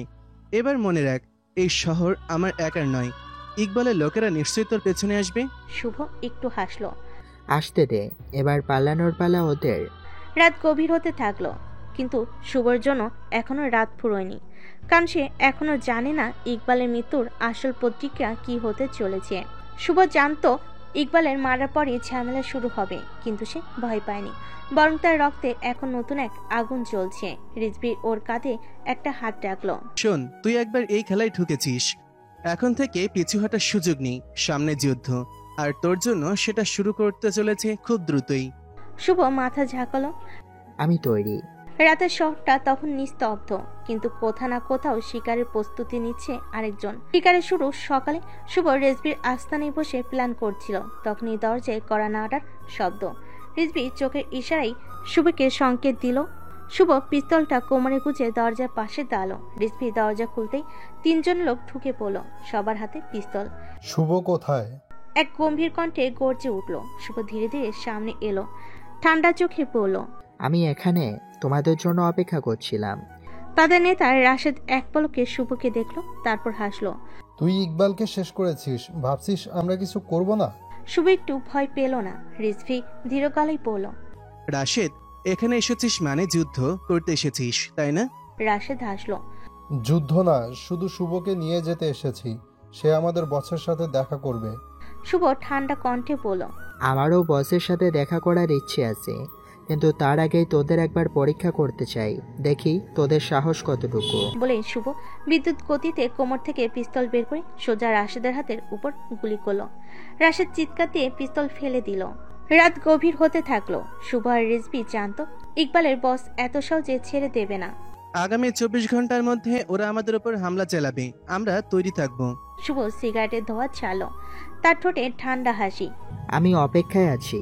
রাত তখন গভীর, শহরে বাতাস ভারী হয়ে আছে আসন্ন সংঘর্ষের অদৃশ্য চাপ নিয়ে। শুভ জানতো ওরা আসবে, শুধু সময়ের অপেক্ষা। রিজভি একটা সিগারেট ধরিয়ে বলল, ওরা হয়তো ভাবছে তোর সাহস কম, তুই পালাবি, কিন্তু আমি জানি তুই পেছনে সরে আসা ছিলে না। শুভ এক পলক ওর দিকে তাকালো, তারপর জানালার বাইরে অন্ধকারে চোখ রাখলো। ওরা কি ভাবছে তাতে কিছু যায় আসে না, আমি কি ভাবছি সেটাই গুরুত্বপূর্ণ। ঠিকই তখন ধপধপ বাইরে কয়েকটা গাড়ির শব্দ শোনা গেল, সঙ্গে ব্রেক চেপে থামার আওয়াজ পেল। এরপর ধরাম একটা ককটেল বিস্ফোরণের শব্দে পুরো এলাকা কেঁপে উঠল। সুবার রিজভি দ্রুত নিচে ঝাঁপ দিল, জানালার কাজগুলো ছড়িয়ে পড়ল চারিদিকে। রিজভি গর্জে উঠল, শুরু হয়ে গেছে মৃত্যুর খেলা। শুভ ধীরে ধীরে মাথা তুলে দেখলো 6-7 জন মুখোশধারী বন্দুক হাতে তাদের বাড়ির দিকে চারিদিকে ঘিরে ফেলেছে। একজন চিৎকার করলো, শুভ বাইরে বেরিয়ে আয়, নয়তো তোকে টেনে বের করবো। শুভ ঠান্ডা গলায় বলল, আসতে চাইলে আসো, কিন্তু বের করতে পারবে কিনা সেটা নিয়ে সন্দেহ আছে। একটা গুলি ছুটে এলো, দেওয়ালে ধাক্কা খেলো। রিজভি ঠোঁটের কোণে এক চিলতে হাসি নিয়ে বলল, ওদের স্বাগত জানানোর সময় এসে গেছে। এরপর 1 সেকেন্ডও দেরি না করে সে পাশের ব্যাগ থেকে একটা AK-47 বেড টেনে বের করলো। শুভ পিস্তলটা কোমর থেকে বের করে হাতে নিল। শুরু করি। সাথে সাথে রিজভি জানালার গ্রিল ভেঙে গুলি ছুড়ল। বাইরে থাকা এক লোক সরাসরি পড়ে গেল, আরেকজন চিৎকার করে পেছনে সরে গেল। বন্দুকযুদ্ধ শুরু হয়ে গেল। শুভর প্রথম শিকার। শুভ কোনো রকম শব্দ না করে ঘরের পেছন দিক দিয়ে বেরিয়ে এলো। অন্ধকারে সে নিঃশব্দে সামনে এগোলো। গুলি ছুটতে থাকা 2 জন পেছনে গিয়ে দাঁড়ালো। একজনের কাঁধে টোকা দিল। লোকটা চমকে ফিরে তাকালো। একটা নিখুঁত মাথার খুলি ফাটানো গুলি। সে ধপ করে পড়ে গেল। বাকিরা তখনও বুঝতে পারেনি কি ঘটছে। শুভ নিঃশব্দে আরেকজনের গলায় ছুরি বসিয়ে দিল। রক্তে ছিটকে তার মুখে পড়ল। তার চোখে কোনো ভয় নেই, কোনো দয়া নেই, শুধু প্রতিশোধের আগুন। খেলা শেষ। বন্দুকযুদ্ধ মাত্র কয়েক মিনিটেই একপাক্ষিক হয়ে গেল। রিজভি আর শুভর গুলিতে প্রায় সবাই লুটিয়ে পড়েছে। শেষে শুধু একজন বেঁচে ছিল, রাশেদ। সে হাঁপাচ্ছিল, তার শরীরে একপাশে গুলি লেগেছে। শুভ ধীরে ধীরে তার দিকে এগিয়ে গেল। চোখের দৃষ্টিতে কোনো মানবিকতা নেই। রাশেদ কাঁপা কাঁপা কণ্ঠে বলল, দেখ শুভ, ব্যাপারটা ভুল বুঝাবুঝির। আমি কসম খেয়ে বলছি, বস তোকে মারতে চাইনি, শুধু একটু শাস্তি দিতে চেয়েছে। শুভ কিছু বলল না। সে ধীরে ধীরে পিস্তল উঁচু করলো, রাশেদের কপালে ঠেকালো। আমাকে মারলে বস তোকে ছেড়ে দেবে না। শুভ শান্ত কণ্ঠে বলল, আমি জানি, কিন্তু আমাকে কে মারবে সেটা দেখার জন্য তোকে বাঁচিয়ে রাখতে পারবো না। বুম, একটা নিখুঁত গুলি আর সব শেষ। রিজভি ধোয়া ওঠা বন্দুক হাতে শুভর পাশে এসে দাঁড়ালো। এখন কি করবি? শুভ পকেট থেকে একটা সিগারেট বের করলো, ঠোঁটে নিল, আগুন জ্বালিয়ে একটা টান দিল, তারপর ধোয়া ছেড়ে বলল, বসের পালা। রাশেদের নিথর পড়ে আছে রক্তের স্রোতে। শুভর চোখে একটু অনুশোচনা নেই, বরং তার ভেতর একটা অদ্ভুত প্রশান্তি কাজ করছে। রিজভি সিগারেটটা শেষ করে ফেলে দিয়ে বলল, তোর এখন কি মনে হচ্ছে? শুভ ঠান্ডা গলায় বলল, এটা কেবল শুরু। শিকারির খোঁজে। বসের আস্থানা কোথায় সেটা জানে রিজভি। সে অনেক দিন ধরেই বসের জন্য কাজ করত, কিন্তু শুভর সাথে যখন বন্ধুত্ব হলো তখন সে বুঝলো বস আসলে একটা ভয়ঙ্কর সাপ। সে সবাইকে ছবল মেরে ধ্বংস করে। বসের নাম শাহিদ খান। লোকটা শুধু ড্রাগস আর অস্ত্রের ব্যবসায় জড়িত না, সে শহরের অনেক বড় রাজনৈতিক নেতাদের পেছন থেকেও নিয়ন্ত্রণ করে। শাহিদ একটা পুরনো মিল ফ্যাক্টরির আড়ালে তার পুরো অপারেশন চালায়। ওর চারপাশে সবসময় দানবের মতন গার্ড থাকে। সোজা সাপটা ওইখানে গিয়ে কিছু করা অসম্ভব। শুভ হালকা হাসলো। আমি কি বলেছি? আমি সোজাসুজি ওখানে যাব। রিজভি কপাল কুঁচকালো। তাহলে? শুভ বলল, শিকারি কখনো তার শিকারের কাছে সরাসরি যায় না, সে অপেক্ষা করে সুযোগের জন্য। এখন আমার পালা শিকার ধরার। বসের ডান হাতে কিছু কামাল ছিল, সে বসের সব লেনদেন সামলায়। যদি তাকে সরানো যায় তাহলে বস কিছুটা হলেও দুর্বল হবে। শুভ এক রাতের জন্য ছদ্মবেশ নিল পুরনো এক গুদামে, যেখানে কামাল তার লোকের সঙ্গে লেনদেন করে। শুভ আর রিজভি সেখানে ওত পেতে থাকলো। রাত তখন 2টা। কামাল তার দেহ রক্ষীদের নিয়ে একটা বড় ট্রাকের কাছে এসে দাঁড়ালো। সবকিছু ঠিক আছে? সে নিচু গলায় জিজ্ঞেস করলো। ড্রাইভার মাথা নাড়ল। ঠিক তখনই শুভ পেছন থেকে এলো, নিঃশব্দে ছুরিটা কামালের গলায় বসিয়ে দিল। কামাল গলা চেপে ধরে ধপ করে পড়ে গেল। তার দেহরক্ষীরা হতভম্ব হয়ে গেল। ঠিক সেই মুহূর্তেই রিজভি গুলি ছুড়ল। সঙ্গে সঙ্গে দুজনের দেহরক্ষী মাটিতে লুটিয়ে পড়ল। বাকিরা পালানোর চেষ্টা করলো, কিন্তু শুভ তাদের কাউকে ছাড়ল না। পরদিন সকালে শহরের একই খবর ছড়িয়ে পড়ল, শহীদ খানের ডান হাত কামাল নিহত। শহীদ খান তখনও জানে না কে এটা করেছে, কিন্তু সে বুঝতে পারল কে তাকে ধীরে ধীরে ধ্বংস করতে চাইছে। তার রাগে চোখ লাল হয়ে গেল। সে তার সেকেন্ড ইন কমান্ড রফিককে ডাকলো। ওদের বের করো, আমি দেখতে চাই কার এত বড় সাহস। পরবর্তী লক্ষ্য। শুভ জানে শহীদ এত সহজে ধরা দেবে না, তাই এবার তার পালা আরো বড় একটা চাল দেওয়ার। সে রিজভিকে বলল, আমাদের এখন বসের সবচেয়ে কাছের লোকটার উপর নজর দিতে হবে। রিজভি জিজ্ঞেস করলো, কার? শুভ ধীরে ধীরে বলল, শাহিদ খানের ছোট ভাই রাকিব খান। সে ছিল বসের সবচেয়ে বিশ্বস্ত ব্যক্তি। সে শুধু একজন ব্যবসায়ী ছিল না, বরং শহরের মাফিয়া নেটওয়ার্কের অন্যতম চালিকা শক্তি। যদি তাকে সরানো যায় তবে বস ভেতর থেকে দুর্বল হয়ে যাবে। শুভ আর রিজভি প্ল্যান করলো। এবারে টার্গেট হবে রকিব, কিন্তু সরাসরি না। আমরা ওর চারপাশটাকে কেটে ফেলবো। ফাঁদপাতা হলো রফিক খানের ব্যবসায়িক কেন্দ্র ডক ইয়ার্ডের গুদাম। শুভ আর রিজভি জানে এই জায়গাটি শুধু ব্যবসার জন্যই গুরুত্বপূর্ণ নয়। রাকিবের মাফিয়া শক্তি বজায় রাখতে এখানে প্রতিদিন প্রচুর লেনদেন হয়। অথচ শুভ জানে তাকে থামানোর একমাত্র পথ হলো রাকিবের যে শক্তি, সে তার সম্পদ। আজ শুভ ও রিজভি যে পরিকল্পনা গ্রহণ করেছে তা শুধু তার শত্রুকে ভয় পেতে নয়, বরং পুরো শহরকে এক ভয়ঙ্কর বার্তা দেওয়ার জন্য। রাকিবের পতন শুরু। রিজভি সিগারেটের ধোঁয়া বের করে বলল, এখনো যদি রকির লোকেরা বুঝতে পারে যে আমরা কি করেছি, তাতে আমাদের আরো এক ধাপ এগিয়ে যাব। শুভ হেসে বলল, এটা শুধু প্রথম ধাপ, এবার মূল খেলা শুরু। রাত গড়িয়ে গভীর হয়ে আসছে। শুভ জানত এটা ঠিক মুহূর্ত, অন্যরা জানে না। কিন্তু রকিব খানের শেষ রাত হয়ে আসছে। ঘটনাটা নেমে আসছে। রকিব আর তার লোকেদের গুদামের মধ্যে থাকা মালামাল নিয়ে ব্যস্ত ছিল। শুভ চুপচাপ তাদের উপরে নজর রাখছিল। তার চোখের দৃষ্টি যেন একরকম যন্ত্রণা দিচ্ছিল। 1 মিনিট। ঠিক তখনই শুভ একটি ছোট্ট ডিভাইস বের করলো, আর তা দিয়ে গুদামের ভিতর থাকা সমস্ত অগ্নি নির্বাপক ব্যবস্থা নিষ্ক্রিয় করে দিল। এরপর তার হাতে একটা সাদা পাউডার প্যাকেট ছিল। এটা দিয়ে একটি অত্যন্ত দ্রুত বিস্ফোরণকারী রাসায়নিক। শুভ জানত যদি এটার সঠিক সময়ে ব্যবহার করা যায় তবে পুরো গুদাম একটি ধ্বংসস্তূপে পরিণত হবে। সে স্লাইড করে রাসায়নিক প্যাকেটটি কয়েক জায়গায় রেখে দিল। সঠিক মুহূর্তে সে একটি বড় বিস্ফোরক ডিভাইস চালু করে দিল। কিছু সময় পর গুদামের মধ্যে প্রচন্ড শব্দ, আগুনের শিখা, আর সেই আগুনের দাবানলে রকিব খানের সব সম্পদ একটু বাকি নেই, মুহূর্তেই ছাই হয়ে গেল। রাকিবের লোকেরা, যারা একসময় সন্ত্রাসী কর্মকাণ্ডের জন্য শহরে পরিচিত ছিল, আজ তাদের চোখে অন্ধকার ছড়িয়ে পড়েছে। তারা বুঝে গেল এরা শুধু নিঃশব্দে আঘাত করছে না, তারা একে অপরের ধ্বংস করছে প্রতিক্রিয়া। এই মুহূর্তে শুভ আর রিজভি নিরাপদ জায়গায় চলে এসেছে। তবে শুভ জানে এই ধ্বংসযোগ্য আর ভয়ানক কার্যক্রম সেখানেই শেষ নয়। শহীদ খান আর রাকিব খান, তাদের মধ্যে যে উত্তেজনা তৈরি হয়েছে তা শীঘ্রই আরো ভয়ঙ্কর হয়ে উঠবে। এটা ছিল এক ভয়ঙ্কর বার্তা যে শহরে যত বড় শক্তি থাকুক না কেন কেউ কাউকে ক্ষমা করবে না। শুভ জানে রকিব খানের দল এখানে শেষ হয়নি, কিন্তু সে প্রস্তুত, কারণ এবার সে শুধু শহরের সবচেয়ে ভয়ঙ্কর খুনি নয়, শহরের প্রতিটি কোণে অন্ধকার নামিয়ে আনার জন্য প্রস্তুত। শুধু শুরুটা হলো। শুভ বলল। শুভ এবং রিজভি জানতো রকিবের গ্যাং শহরের সবচেয়ে শক্তিশালী গ্যাংগুলোর মধ্যে একটি। তাদের ক্ষমতা ছিল অগণিতিক এবং রকিবের মৃত্যুর পর তার পুরো দল এখন উন্মত্ত হয়ে উঠবে। কিন্তু শুভ ঠিক করেছিল এই গ্যাংকে একেবারে নির্মূল করবে। তারা শুধুমাত্র শহরকে শাসন করত না, তাদের কার্যক্রম ছিল ভয়ঙ্কর। প্রতিটি পল্লীতে মাদক, দেহ ব্যবসা, জুয়া সবকিছু চলত তাদের অধীনে।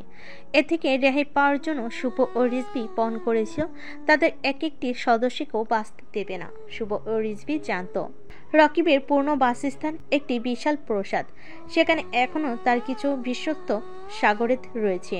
তাদের কাছে প্রচুর অস্ত্র ও টাকা ছিল, যা দিয়ে তারা একেবারে শহরের সিস্টেমে ঢুকে পড়তে পারত। রিজভি প্রথমে লোক পাঠিয়ে সমস্ত গুরুত্বপূর্ণ তথ্য সংগ্রহ করে। শুভ তখন নিজের মস্তিষ্কের সাথে পরিকল্পনা করল এবার রকিবের গ্যাংয়ের জন্য শেষ রাত আসছে। রিজভি এবং শুভ আগে থেকেই প্রাসাদকে ঘিরে ফেলেছিল। তাদের উদ্দেশ্য ছিল এক একে সব সদস্যকে খতম করা। রাতের গভীরতার মধ্যে গ্যাংয়ের সদস্যরা নিজেরাই নিজেদের অস্ত্র নিয়ে প্রস্তুত ছিল। তারা জানতো তাদের শত্রুরা খুব কাছাকাছি, কিন্তু তারা জানতো না শুভ কেমন নিঃশব্দে আক্রমণ করে। শুভ প্রথমে প্রাসাদের নিরাপত্তা ব্যবস্থা ধ্বংস করে, এক একে সমস্ত টাওয়ারের শীর্ষে অবস্থানরত পাহারাদের নিশানা করল। তার গতির মধ্যে তীক্ষ্ণ এবং নির্ভুল একবারও লক্ষ্যবস্তু হলো।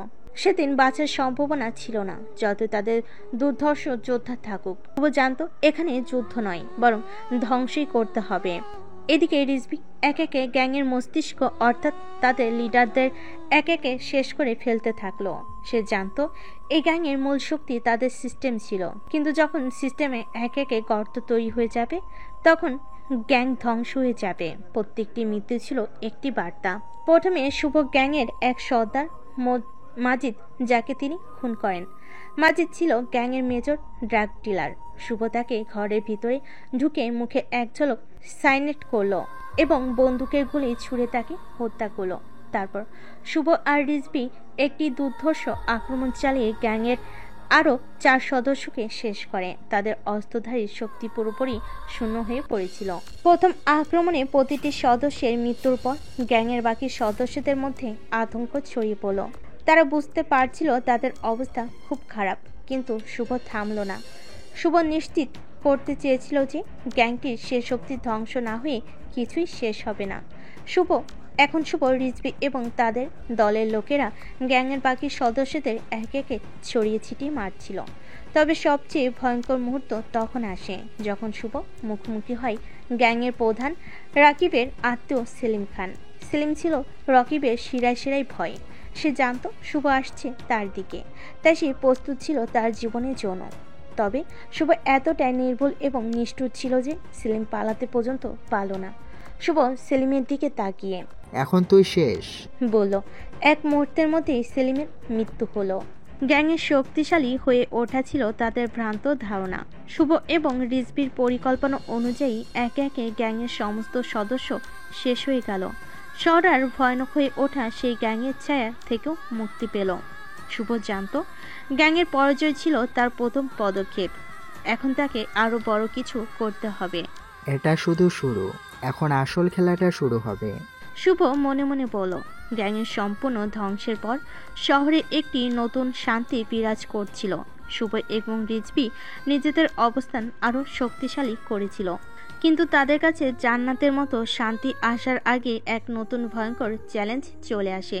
শুভ এবং রিজভি যখন শহরের অন্য প্রান্তে নিজেদের অস্তিত্ব শক্তিশালী করার জন্য কাজ করছিল, তখন তাদের সামনে নতুন শত্রু হয়ে উঠে আসে।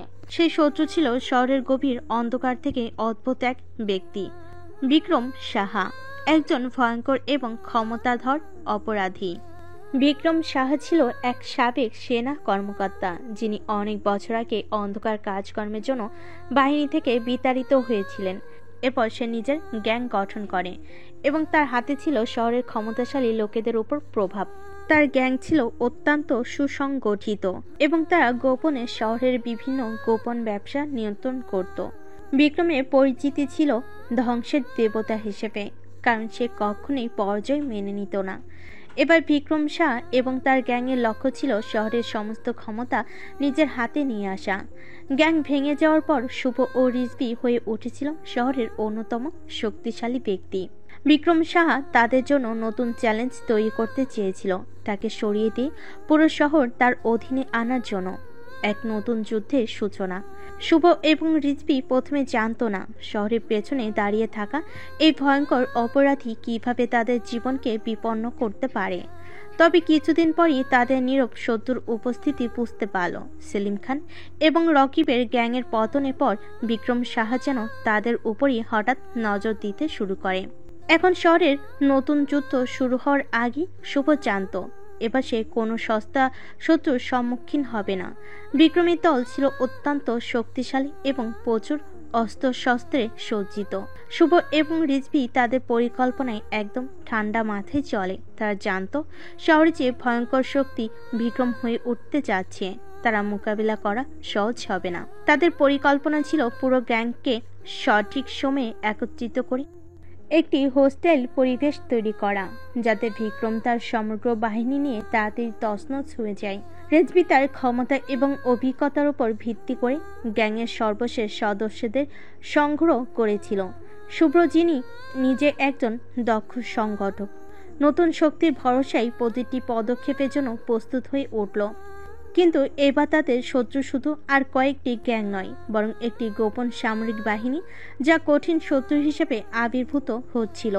একদিন শুভ এবং রিজভি যখন নিজেদের ঠিকানায় যাচ্ছিল, শহরের এক প্রান্ত থেকে অজস্র সন্ত্রাসী তাদের দিকে এগিয়ে আসতে শুরু করে।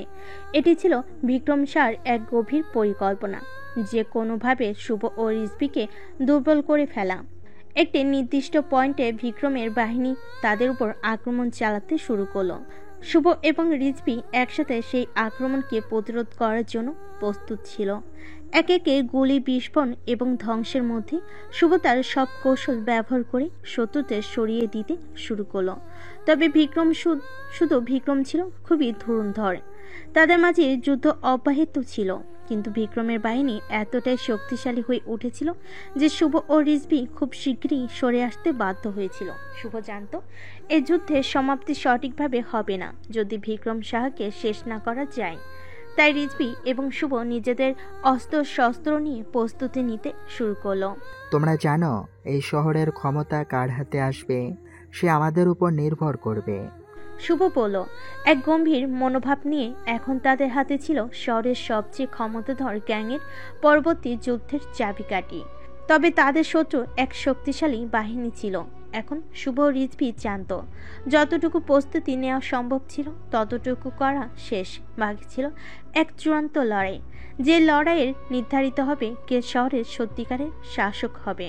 শুভ এবং রিজভি জানত এখন তাদের জীবনের সবচেয়ে বড় যুদ্ধ শুরু হতে যাচ্ছে। বিক্রম সাহা, যাকে শহরের অনেকেই একদিন শ্রদ্ধা করত এবং এখন তাদের জন্য এক বড় শত্রু হয়ে দাঁড়িয়েছে। এই যুদ্ধ কেবল শহরের নিয়ন্ত্রণের জন্য ছিল না, বরং তাদের অস্তিত্বের জন্য ছিল। বিক্রম সাহা, যার কাজে ছিল অসম্ভব শক্তি, জবরদস্তি এবং সমস্ত পেছনের গোপন শক্তি, তার বিরুদ্ধে দাঁড়িয়েছিল শুভ এবং রিজভি তাদের সমস্ত শক্তি একত্রিত করার সিদ্ধান্ত নিয়েছিল। তবে এই যুদ্ধ খুব সহজ হবে না। শুভ এবং রিজভি তাদের গ্যাংয়ের বাকি সদস্যদের নিয়ে একটি নতুন পরিকল্পনা সাজালো। তারা জানত বিক্রম শাহর বিরুদ্ধে লড়াই করতে হলে তাদের গ্যাংকে সঠিকভাবে সংগঠিত করতে হবে। তবে বিক্রমের বাহিনী ছিল কেবল শক্তিশালী নয়, তারা খুবই সহত এবং প্রেরণাদায়ক ছিল। এদিকে শহরের অনেক কিছুই তাদের খোঁজে ছিল, এমনকি গোপন শক্তির বাহিনীও। তাই শুভ এবং রিজভি একটি নতুন গোপন বাহিনী গঠন করলো, যারা শত্রুদের অবস্থান পক্ষানুপক্ষভাবে বুঝে তাদের পরিকল্পনা অনুসরণ করতে পারবে। একদিন শহরের পূর্ণ এলাকা থেকে এক বিশাল বিস্ফোরণের শব্দ শোনা গেল। শুভ এবং রিজভি জানত বিক্রম শাহ তাদের শক্তি পরীক্ষার জন্য তাদের প্রথম আক্রমণ শুরু করেছে। বিশাল এক কনভয় শহরের দিকে এগিয়ে আসছিল, যেখানে ছিল গুলি এবং গ্রেনেডের ভয়ঙ্কর প্রতিশোধের আক্রমণ। শুভ এবং রিজভি এক একে তাদের বাহিনীকে পজিশন দিচ্ছিল। তাদের মধ্যে ছিল প্রশিক্ষিত গুলি চালক, স্নাইপার এবং অস্ত্রের বিশেষজ্ঞরা। তবে বিক্রম শাহ তাদের সবার জন্য নতুন অস্ত্র এবং নতুন কৌশল নিয়ে হাজির হয়েছিল। বিক্রম শাহ জানত এই যুদ্ধে শেষে তারা করবে এক নতুন অন্ধকারের আবহে। তবে তার নিজের বাহিনীও এক অন্ধকার অধ্যায়ের সূচনা করেছিল। বিক্রম শাহ এবং শুভের একে অপরের মোকাবিলা। বিক্রম শাহর বাহিনী যখন শহরের রাস্তা ধরেছিল তখন শুভ এবং রিজভি তাদের পাল্টা আক্রমণ করেছিল। গুলি বিস্ফোরণ, গ্রেনেডের ভয়াবহতা, এটা যেন এক বিভীষিকাময় দৃশ্য হয়ে উঠেছিল। রিজভি একের পর এক শত্রুদের মাটি কামড়ে ফেলছিল, কিন্তু শুভ একেবারে আলাদা পরিকল্পনা সাজিয়েছিল। সে নিজে বিক্রম শাহকে সম্মুখ যুদ্ধে একা মোকাবিলা করতে চেয়েছিল। বিকেলের সোনালি আলোয় শুভ এবং বিক্রম একে অপরের চোখে চোখ রেখে দাঁড়িয়েছিল। শুভ জানত এই যুদ্ধ তাদের জন্য শেষ হবে অথবা এক নতুন শুরু হবে। তুমি হয়তো ভাবছো তুমি ক্ষমতাধর, কিন্তু তোমার ক্ষমতা তোমার শত্রুর কাছে শেষ হবে। শুভ এক ঝটকায় বলল। বিক্রম শাহ একটু হেসে বলল, তুমি এখনো বুঝতে পারোনি ফারু, এই শহর শেষ হয়ে যাবে এবং আমি হব একমাত্র রাজা। তার একে অপরের দিকে অগ্নিসংযোগী দৃষ্টি ছুড়ে দিল। শুভ একটি স্নাইপার রাইফেল হাতে নিয়ে দাঁড়িয়েছিল, আর বিক্রম শাহ হাতে ছিল এক ভয়ঙ্কর রিভলভার। গুলি চলছিল, কিন্তু এখানে শুধু একজনই বেঁচে থাকবে। শুভ যখন বিক্রমের দিকে তাকিয়ে গুলি করার প্রস্তুতি নিচ্ছিল, তখনই এক অবিস্মরণীয় বিস্ফোরণ ঘটে। শহরে কিছু গুরুত্বপূর্ণ জায়গায় সিরিজ বিস্ফোরণের মাধ্যমে বিক্রমের বাহিনী দুর্বল হতে শুরু করে। শুভ বুঝতে পারল এই সময়টা তাদের জন্য সুযোগ। যুদ্ধের তীব্রতায় শুভ এবং রিজভি অনেকটা ক্লান্ত হয়ে পড়েছিল, কিন্তু তাদের সামনে ছিল একমাত্র লক্ষ্য, বিক্রম সাহা। শুভ দ্রুত তার টিমকে নির্দেশ দিল বিক্রমের বাহিনীকে ঘিরে ফেলতে। বিক্রম শেষ চেষ্টা চালাচ্ছিল তার বাহিনীকে সংগঠিত করার জন্য, কিন্তু শুভ জানত এটা আর বেশি দিন চলবে না। এক মুহূর্তে শুভ নিজের দলকে অগ্রসর করতে শুরু করলো। রিজভি তার অনেকেই বিক্রমের গ্যাংয়ের সদস্যদের ধরতে শুরু করে এবং একসময় বিক্রম সাহা একেবারে একক হয়ে পড়ে। বিক্রম সাহা অন্ধকারে হারিয়ে যেতে শুরু করেছিল, কিন্তু তার প্রভাব এখনো ছিল অনেক কিছুতে। শুভ এবং রিজভি জানত শত্রু যদিও হারলেও তার শারীরিকভাবে ক্ষতি হতে পারে না, কিন্তু তার তাণ্ডবের পরিকল্পনাগুলো তাদের জন্য নতুন চ্যালেঞ্জ হয়ে থাকবে। এবার শুভ এবং রিজভি একত্রে শহরের নতুন যাত্রার সূচনা করেছিল। তবে একদিন সেই ভয়ঙ্কর গ্যাংয়ের অবশেষে তাদের জীবনে আবার ফিরে আসবে এক নতুন রূপে। শুভ এবং রিজভি জানত বিক্রম শাহর পরাজয়ের পর শহরের শান্তি স্থাপিত হবে না, তবে তাদের মধ্যে যা কিছু বদলানো শুরু হয়েছিল তা ছিল অস্বাভাবিক, আর সেই পরিবর্তন তাদের ভাবনায় এবং কার্যক্রমে গভীরভাবে প্রভাব ফেলেছিল। যুদ্ধের পরে শহর কিছুটা শান্ত ছিল, কিন্তু গভীর রাতে শহরের আন্ডারওয়ার্ল্ডের কোনো এক অন্ধকার গলিতে কোনো এক প্রভাবশালী গ্যাং লিডার তার বাহিনী নিয়ে নীরবে প্রস্তুতি নিচ্ছিল। শুভ আর রিজভি জানত এই যুদ্ধ শুরুর পরেই শেষ হবে না। তার যে ভয়াবহ পথ বেছে নিয়েছে তার পরিণতি তাদেরকে এই অন্ধকার সমাজের গভীরে আরও টেনে নিয়ে যাবে। গল্পের মোড় ঘুরে যখন শহরে শান্তি ফেরানোর চেষ্টা চলছিল, তখন এক নতুন শত্রুর আক্রমণ ঘটল। রোহিত সিং, যে একসময় শহরের সবচেয়ে বড় ব্যবসায়ী ছিল, কিন্তু বিক্রম শাহর সাথে সংঘর্ষে পড়ে সে পুরোপুরি বিপদগামী হয়েছিল। তার হাতে ছিল আধুনিক অস্ত্রশস্ত্র এবং অত্যন্ত প্রভাবশালী লোকজন, যারা শহরের অন্তর্নিহিত দুর্বল জায়গাগুলোর উপর নিয়ন্ত্রণ ছিল।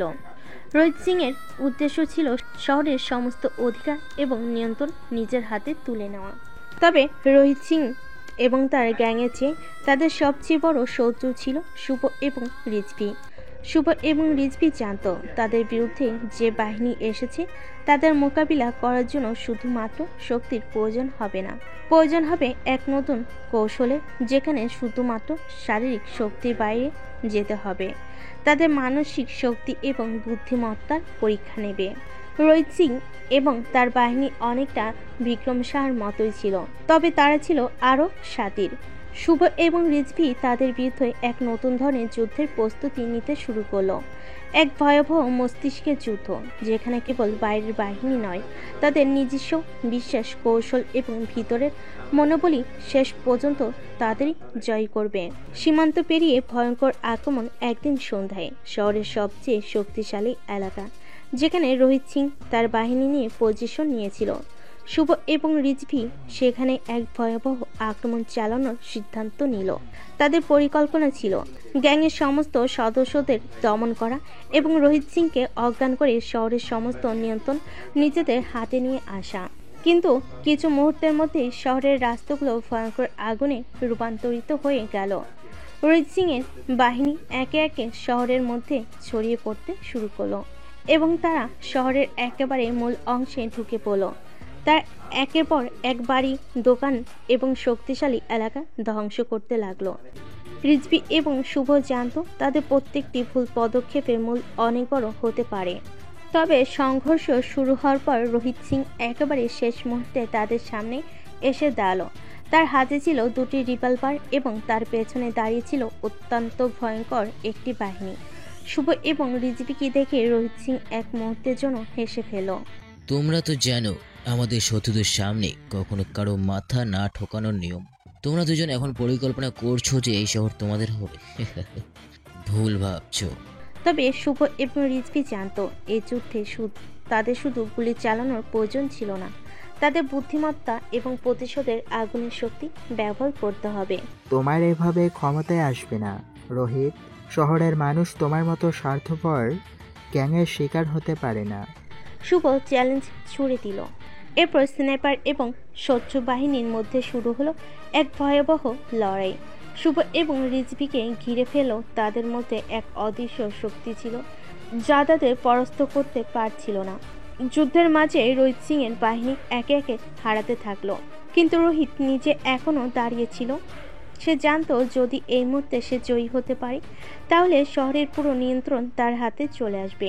কিন্তু শুভ এবং রিজভি এক একে সমস্ত অস্ত্র ব্যবহার করছিল এবং শেষ মুহূর্তে রোহিত সিং এর হাত থেকে অস্ত্র সরিয়ে ফেল।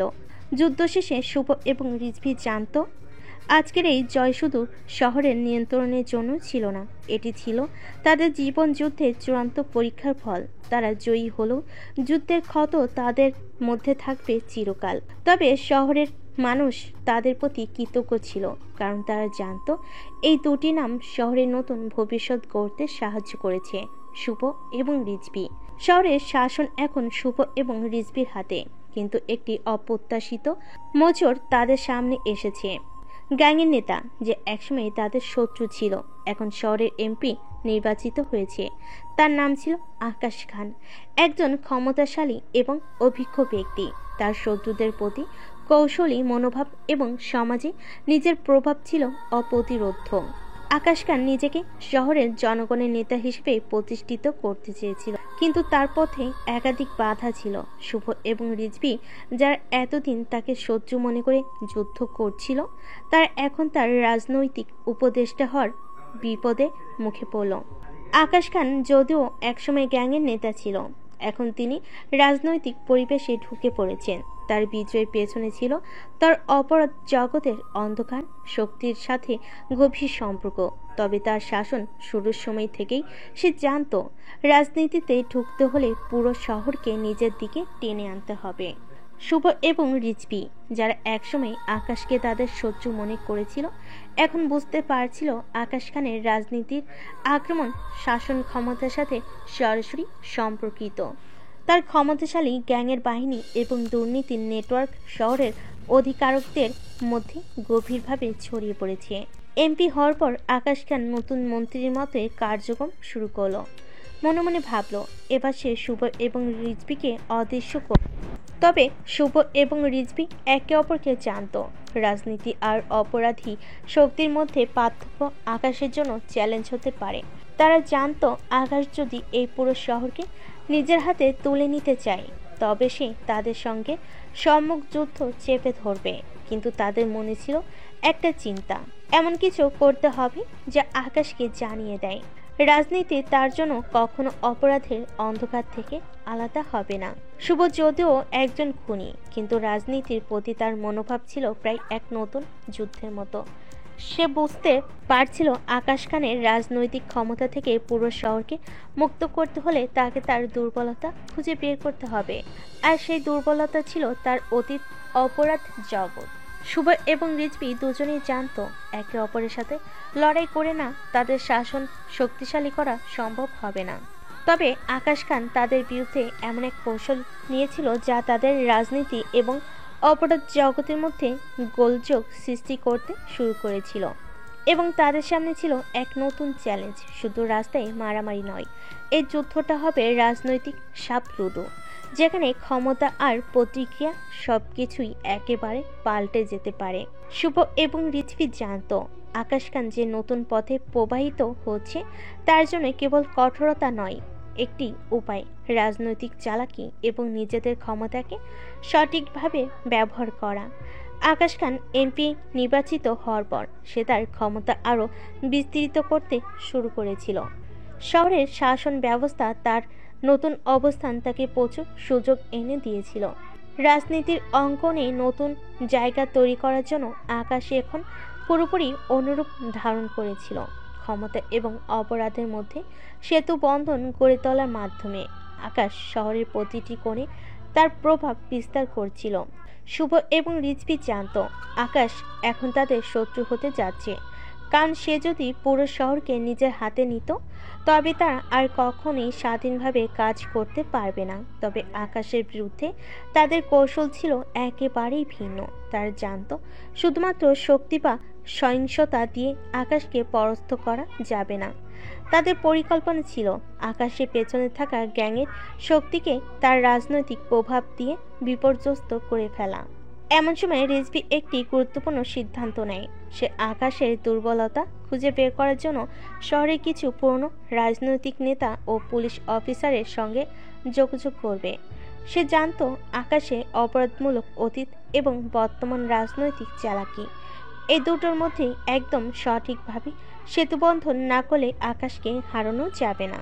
শুভ, যিনি খুনি হওয়ার পাশাপাশি ছিল একটি ভয়ঙ্কর কৌশলী ব্যক্তি, তার পরিকল্পনা ছিল কিছুটা আলাদা।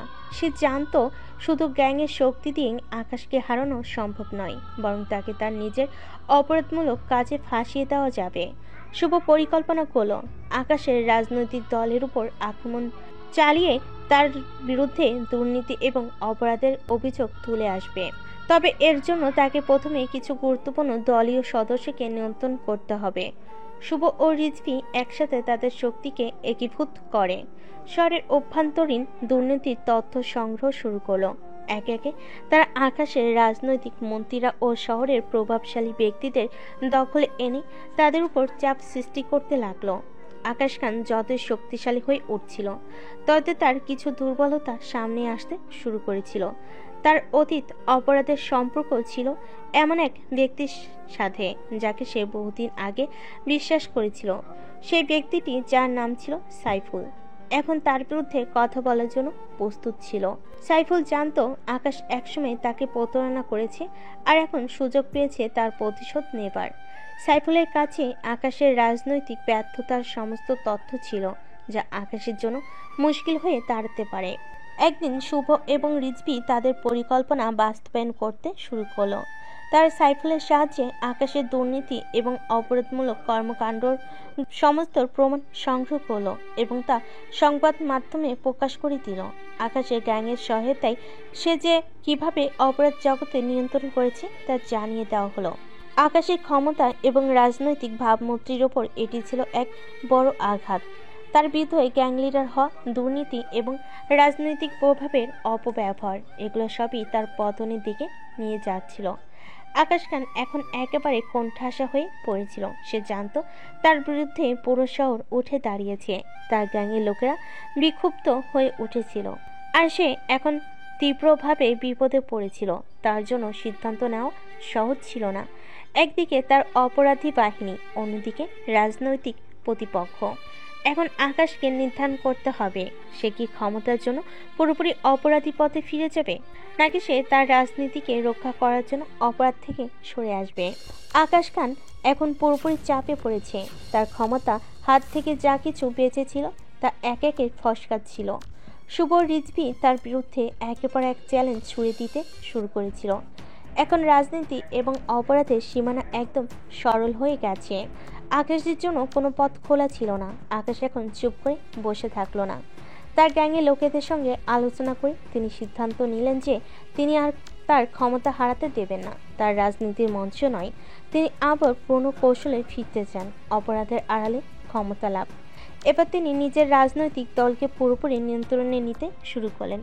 একের পর এক সংবাদকে ক্রয় করে তার প্রভাব আরও বিস্তৃত করল। এসব করতে গিয়ে আকাশ শাসক শ্রেণীর মধ্যে এমন সব ব্যক্তির সাথে সম্পর্ক গড়ে তুলেছিল যারা তার অসৎ কাজগুলোতে সহায়তা করত। শুভ ও রিজভী জানত আকাশ এই পন্থায় ফিরে তাদের প্রতিরোধ করতে আরও কঠিন হয়ে পড়বে। কিন্তু একদিকে আকাশের অস্থিরতা তার গ্যাংয়ের মধ্যে বিভ্রান্তি তৈরি করছিল। গ্যাংয়ের একাধিক সদস্য আকাশের বিরুদ্ধে ক্ষুব্ধ ছিল। এই সুযোগ শুভ ও রিজভী তাদের কৌশলে আরও শক্তিশালী করল। শুভ এবার আকাশের নিজের দলের মধ্যে ঢুকে পড়ল। তাকে রাজনৈতিক খেলায় তার দুর্বলতা খুঁজে বের করতে হবে। রিজভী একে একে দলীয় নেতাদের সাথে যোগাযোগ রেখে আকাশের পক্ষে থাকা এবং না থাকা লোকেদের মধ্যে বিভেদ তৈরি করল। এর ফলে আকাশের দলীয় সঙ্গী বিরোধিতা এতটাই তীব্র হয়ে উঠল যে তারা এখন তার বিরুদ্ধে অবস্থান নিল। শুভ রিজভী মনে করেছিল এখন আর সময় নষ্ট করার কিছু নেই। তারা জানতো যদি আকাশকে তার দলের মধ্যে ফাঁসানো যায় তবে সে নিজেই তার পতনের দিকে এগিয়ে যাবে। এভাবে এক রাতে তারা আকাশের দলের এক গুরুত্বপূর্ণ মিটিংয়ে ঢুকে পড়ল এবং সমস্ত পরিকল্পনা প্রকাশ করল। এর মধ্যে আকাশের বিরুদ্ধে এমন কিছু তথ্য বের হয়ে এলো যা তার পতন নিশ্চিত করতে পারত। কিন্তু শুভ ও রিজভী চূড়ান্ত প্যাচে আকাশ এক শেষে পাল্টা আক্রমণ চালালো। বিশ্বস্ত গ্যাং সদস্যরা একের পর এক তাদের প্রমাণ সমূহ ধ্বংস করে ফেলল। একজন মুশকিলের সময় আকাশের সঙ্গে গোপনে যুক্ত হয়ে গ্যাংয়ের সমস্ত গোপন তথ্য বের করতে সক্ষম হয়ে গেল, যেটা তার সমস্ত পরিকল্পনাকে ব্যর্থ করে দিল। তবে শুভ ও রিজভী হতাশ হয়নি। তারা জানত শেষ কথা বলবে তাদের পরিশ্রম এবং বাস্তবতা। আকাশের অপরাধী গতিপথের কারণে তাকে রক্ষা করার কোনো সুযোগ নেই। আকাশের ক্ষমতা একদম শূন্য হয়ে গেল যখন তার নিজ দলেরই সদস্যরা তার বিরুদ্ধে সাক্ষী দিল। আকাশের বিরুদ্ধে আনুষ্ঠানিক তদন্ত শুরু হয়ে গেল। তার গ্যাংয়ে প্রায় সবাই একে একে ধরা পড়তে লাগলো। এতদিন যেসব মানুষের সামনে আকাশ ছিল অপরিহার্য, এখন তারা তাকে পরিত্যাগ করতে শুরু করেছে। তবে শুভ ও রিজভী জানত যে রাজনৈতিক ক্ষমতার পাশাপাশি আকাশের গ্যাংয়ের শক্তি তাদের জন্য এখনও বিপদ হতে পারে। তার পুরনো গ্যাং সদস্যরা এখন আরও ক্ষুব্ধ হয়ে উঠছিল এবং তাদের পাল্টা আক্রমণ শত্রুর জন্য অপেক্ষা করছিল। তাই শুভ ও রিজভী প্রস্তুতি নিচ্ছিল এমন এক ভয়ঙ্কর সংঘর্ষের জন্য যাতে আকাশের গ্যাংকে চিরতরে শেষ করা যাবে। আকাশ খানের পতনের পর শহরে সাময়িক শান্তি নেমে এলেও সত্যিকারের ঝড় তখনও আসেনি। আকাশের গ্যাং দুর্বল হয়ে পড়লেও তার পুরনো অনুগত কিছু লোক এখনও প্রতিশোধের অপেক্ষায় ছিল। তাদের মধ্যে সবচেয়ে ভয়ঙ্কর ছিল আলিফ ও তার দল, যারা আকাশের সবচেয়ে বিশ্বাসঘাতক ছিল। আলিফ চুপচাপ ছিল না। সে জানত আকাশকে একা ফেলে রেখে পালিয়ে গেলে একসময় তাকেও শহর ছেড়ে পালাতে হবে। তাই সে আকাশের পতনের পরে নিজের একটি দল গঠন করে, কালো ছায়া। এরা ছিল শহরের সবচেয়ে ভয়ঙ্কর ভাড়াটে খুনি, যাদের প্রধান কাজ ছিল প্রতিশোধ নেওয়া। শুভ ও রিজভী বুঝতে পারছিল এই যুদ্ধে এখনও চূড়ান্ত অধ্যায় আসেনি। এক সন্ধ্যায় শুভ নিজেদের সেফ হাউসে ছিল। ফোনের স্ক্রিনে শহরের বর্তমান অবস্থা পর্যবেক্ষণ করছিল। তখনই দরজায় 3টি টোকা পড়ল। কেউ এসেছে? শুভ ফিসফিস করে বলল। রিজভী তার পিস্তল টেনে নিয়ে দরজার দিকে এগিয়ে গেল। হঠাৎ দরজা ভেঙে একটি গ্রেনেড ছোড়া হলো। সারাটা ঘর ধোঁয়ায় ভরে গেল। জানালার কাঁচ ভেঙে চূর্ণ বিচ্ছিন্ন হয়ে গেল। শুভ দ্রুত মাটিতে লুটিয়ে পড়ল। মাথার উপরে ধোঁয়া ছড়িয়ে পড়েছে। ওরা আসছে। রিজভি চিৎকার করে উঠল, গুলি ছুটতে শুরু করলো। কালো ছায়ের সদস্যরা জানালা দিয়ে, ছাদ দিয়ে দরজা ভেঙে প্রবেশ করছিল। তাদের মুখ ঢাকা, হাতে আধুনিক অস্ত্র। তারা কাউকে জীবিত রাখার জন্য আসেনি। রিজভি আর শুভ দুজনেই নিজেদের অস্ত্র হাতে নিল।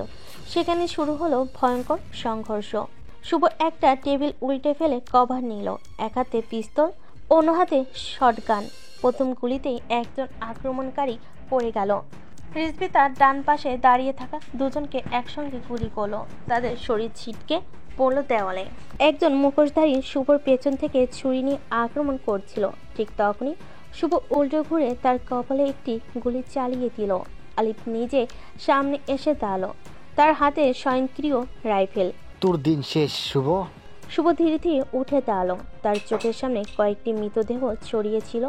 দোয়ার মাঝে আলিফের মুখ হালকা দেখা যাচ্ছিল। তুইও আকাশের মতো শেষ হবি? শুভ শান্ত কণ্ঠে বলল। আকাশের মতো? ও ছিল বোকা, আমি নই। আলিফ বলে গুলি ছুড়ে দিল। শুভ দ্রুত পাশ কাটিয়ে একটা কাজ ভেঙে বাইরে বেরিয়ে গেল। রিজভিও অন্য পাশ দিয়ে দৌড় দিল। গুলি ছুটছিল চারিদিক থেকে, যেন শহরটা এক যুদ্ধক্ষেত্রে পরিণত হয়েছে। শুভ আর রিজভি জানতো এই যুদ্ধে তারা পালিয়ে বাঁচতে পারবে না, তাই পাল্টা আক্রমণের জন্য পুরো প্ল্যান তৈরি করলো। রাতে শুভ আর রিজভি সরাসরি আলিফের গোপন আস্থানে হামলা চালালো। পুরো দল প্রস্তুত ছিল। একদিকে কালো ছায়ার আত্মঘাতীরা আর অন্যদিকে শুভ রিজভির দল। একটি পরিত্যক্ত কারখানায় রাতের অন্ধকারে শুরু হলো রক্তক্ষয়ী লড়াই। বোমার বিস্ফোরণ, গুলির শব্দ, ছুরি চালানোর কর্কশ আওয়াজে কারখানা কেঁপে উঠছিল। রিজভির সামনে এসে আলিফের এক বিশ্বস্ত লোককে গুলি করলো। সে লুটিয়ে পড়ল রক্তাক্ত হয়ে। শুভ দ্রুত পিছন থেকে এসে আলিফের কাঁধে ছুরি বসিয়ে দিল। আলিফ চিৎকার করে উঠল, কিন্তু শুভ তাকে ছাড়লো না। তুই শেষ। শুভ ফিসফিস করলো, তারপর এক মুহূর্তে তার কপালে বন্দুক রেখে টিকার টেনে দিল।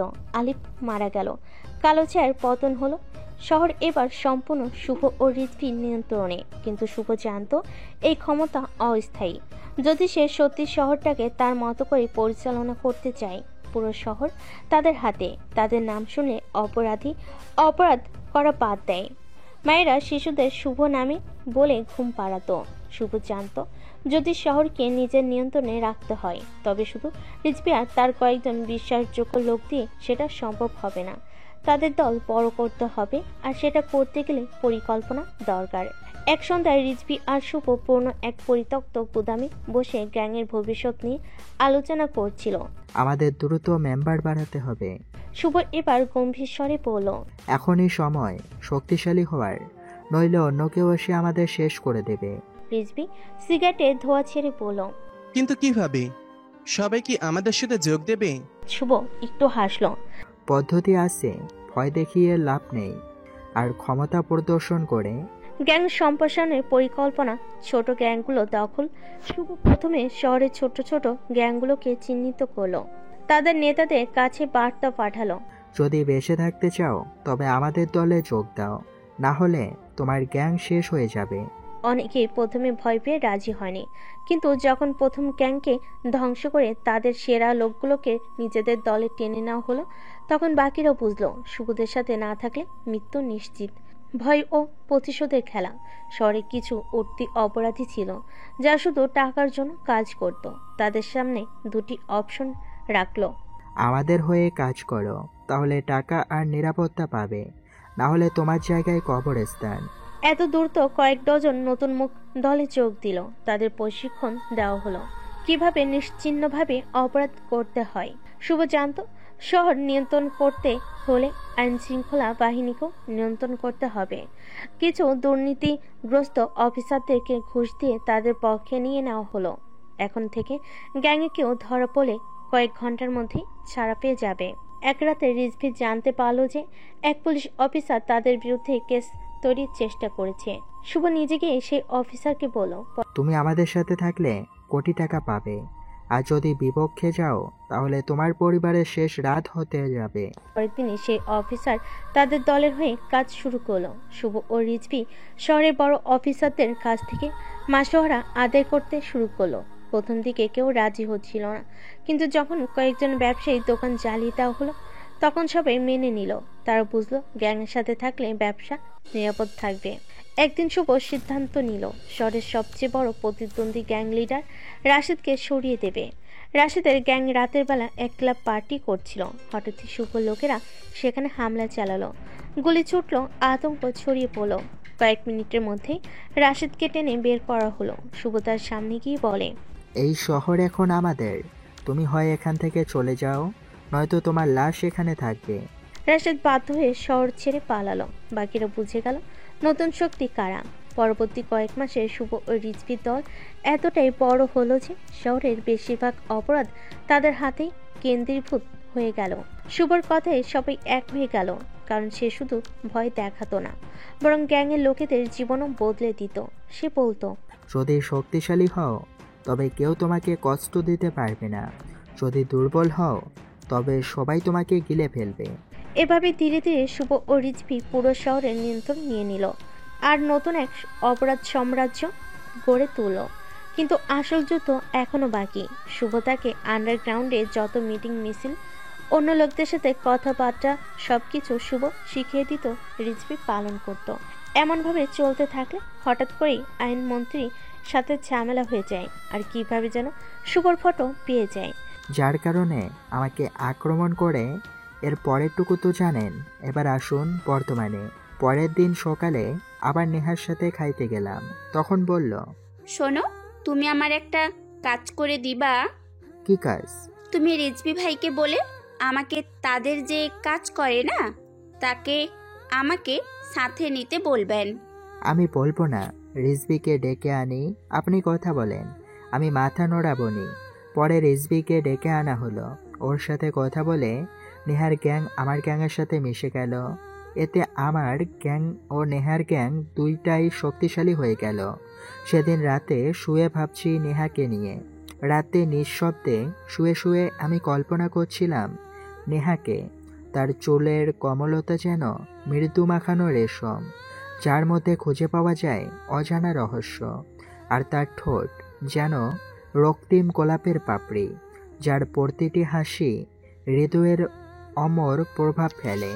চোখ বন্ধ করলে মনে হয় সেই হাসির আলোয় আমি হারিয়ে যেতে চাই, আর সময় যেন এক মুহূর্তেই থেমে থাকে শুধু নেহার সান্নিধ্যে। রাতে যখন আমি চোখ বন্ধ করি ঘুমাতে পারি না। বারবার নেহার মুখ চোখের সামনে ভেসে আসে, তার হাসি, তার মিষ্টি চোখের কোণ যেন অন্ধকারে মাধুরী হয়ে ছড়িয়ে পড়ে। মনে হয় তার মুখের প্রতিটি রেখা, প্রতিটি চোখের দৃষ্টি আমার হৃদয়ে গভীর ছাপ রেখে যাচ্ছে। আমি কেবল তাকে ভাবছি, তার প্রতিটি মুহূর্তের প্রতি ডুব দিতে চাই, যেন সেই সৌন্দর্য কখনো মুছে না যায়। রাতে ঘুম আসেনি। বারবার নেহার মুখ চোখে ভেসে আসছিল, তার হাসি, তার চোখের ঝিলমিল যেন অন্ধকারে আলো হয়ে উঠেছে। আমি নিজেকে আর কন্ট্রোল করতে পারলাম না। ভোরের প্রথম আলোয় ঠিক সেই মুহূর্তে সিদ্ধান্ত নিলাম এটি আর দেরি না করে বলে ফেলতেই হবে। পরের দিন সকালে তার সামনে দাঁড়িয়ে আমি বললাম, তোমার চোখের ঝিলমিলিতে যেন হারিয়ে যায় সব কিছু। তোমার হাসির মিষ্টিতেই আমার পৃথিবী যেন ফুলে ওঠে। তোমার চুলের মৃদু ঝলকে প্রতিটি দিন হয়ে ওঠে রঙিন। তোমার সঙ্গেই কাটাতে চাই প্রতিটি সেকেন্ড, প্রতিটি ক্ষণ। তুমি যদি আমার হয়ে যাও তাহলে এই জীবনে হবে সোনালি। তোমাকে ভালোবাসি আমি। নেহা ঠাস করে গালের উপর বসিয়ে দিল আর বলল, আমার জীবন এই আছে এই নাই, আমি কিভাবে তোমাকে ভালোবাসবো বলো? আর তোমার সাহস তো কম না, তুমি আমাকে প্রপোজ করো। আসলে যেটা আমার ভালো লাগে ওটাই করি আমি। তোমাকে আমি ভালোবাসি, এটা বলে দিলাম। নেহা কিছু বলবে তখনই আতঙ্কিত হামলা হলো নেহার বাড়িতে। নেহার লোকসহ সবাই ভয় পেয়ে গেছে। চারপাশে ধোঁয়া আর বারুদের গন্ধ ছড়িয়ে পড়েছে। নেহা ঠান্ডা মাথায় চারিদিকে স্ক্যান করলো।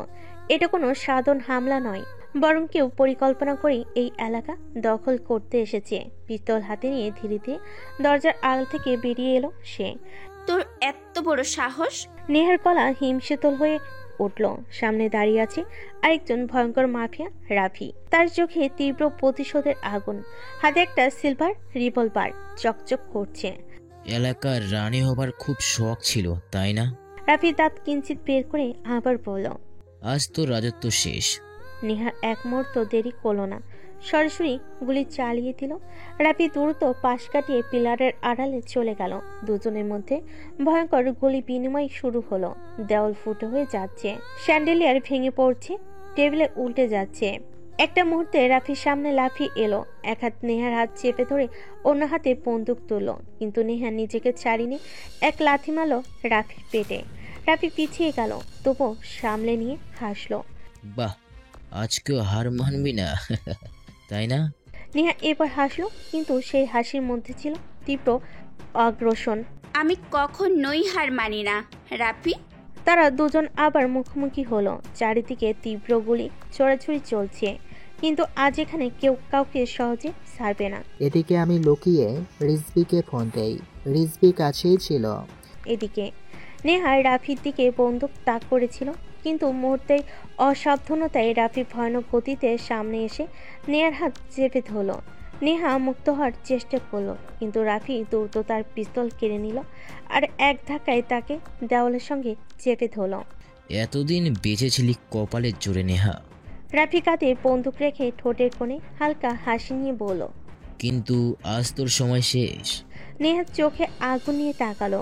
তুই জানিস না আমি তোর হাতে মরার জন্য হই নাই। রাফি আরও শক্ত করে নেহাকে চেপে ধরল, কিন্তু হঠাৎ বাইরে গাড়ির বিকট আওয়াজ শোনা গেল। কয়েকটা ভালো এসইউভি এসে থামলো নেহার বাড়ির সামনে।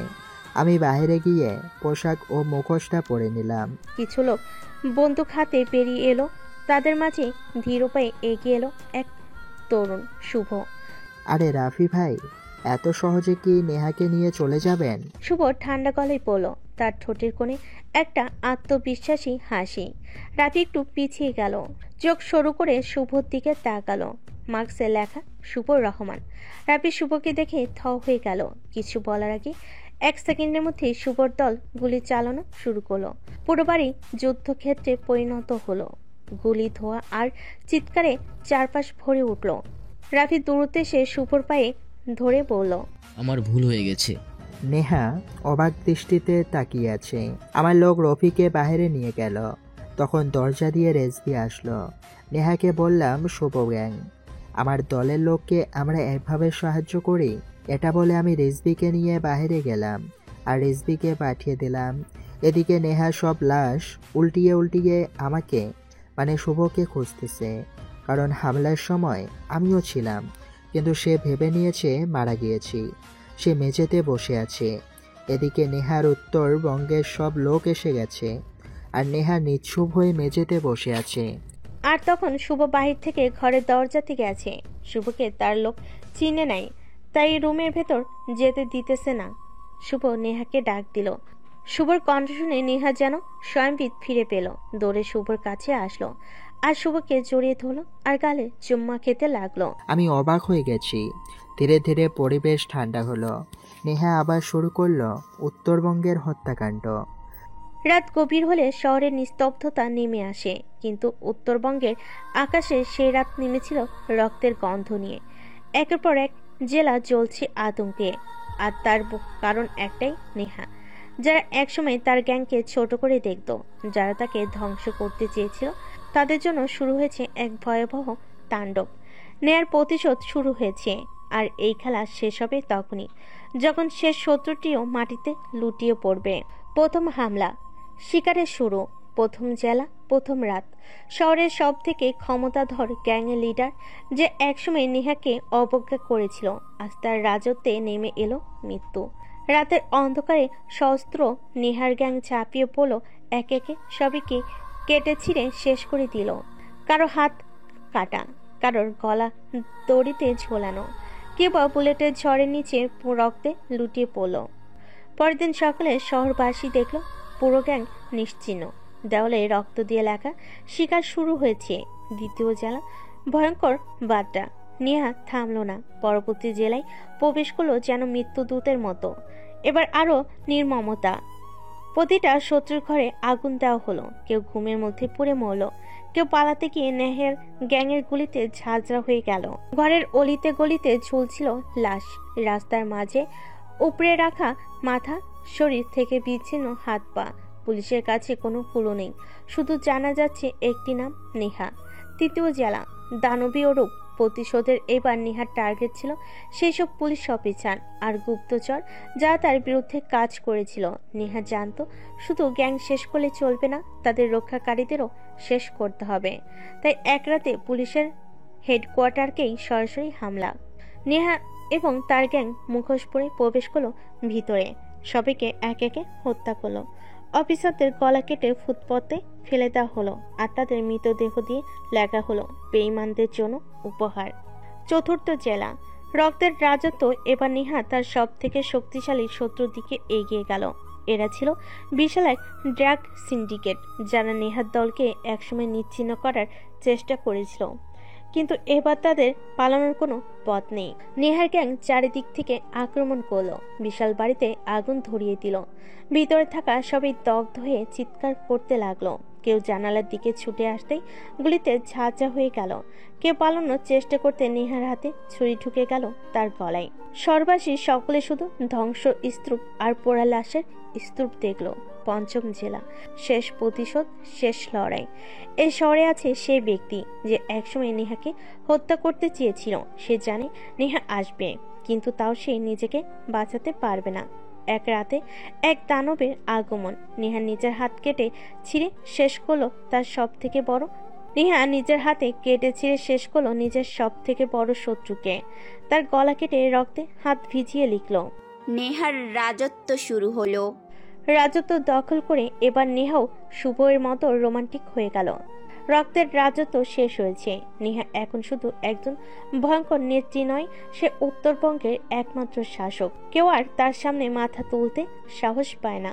যে শহর একসময় ভয় আর মৃত্যুতে ঢেকে গিয়েছিল, আজ সেখানে উৎসবের আমেজ। কিন্তু সবচেয়ে বড় বিস্ময় তখনই এলো যখন নেহা ঘোষণা করলো সে বিয়ে করতে চলেছে। নেহার বিয়েটা হলো আলাদা মাত্রায়। গোটা উত্তরবঙ্গের সবচেয়ে বড় প্রাসাদের আয়োজন করা হলো।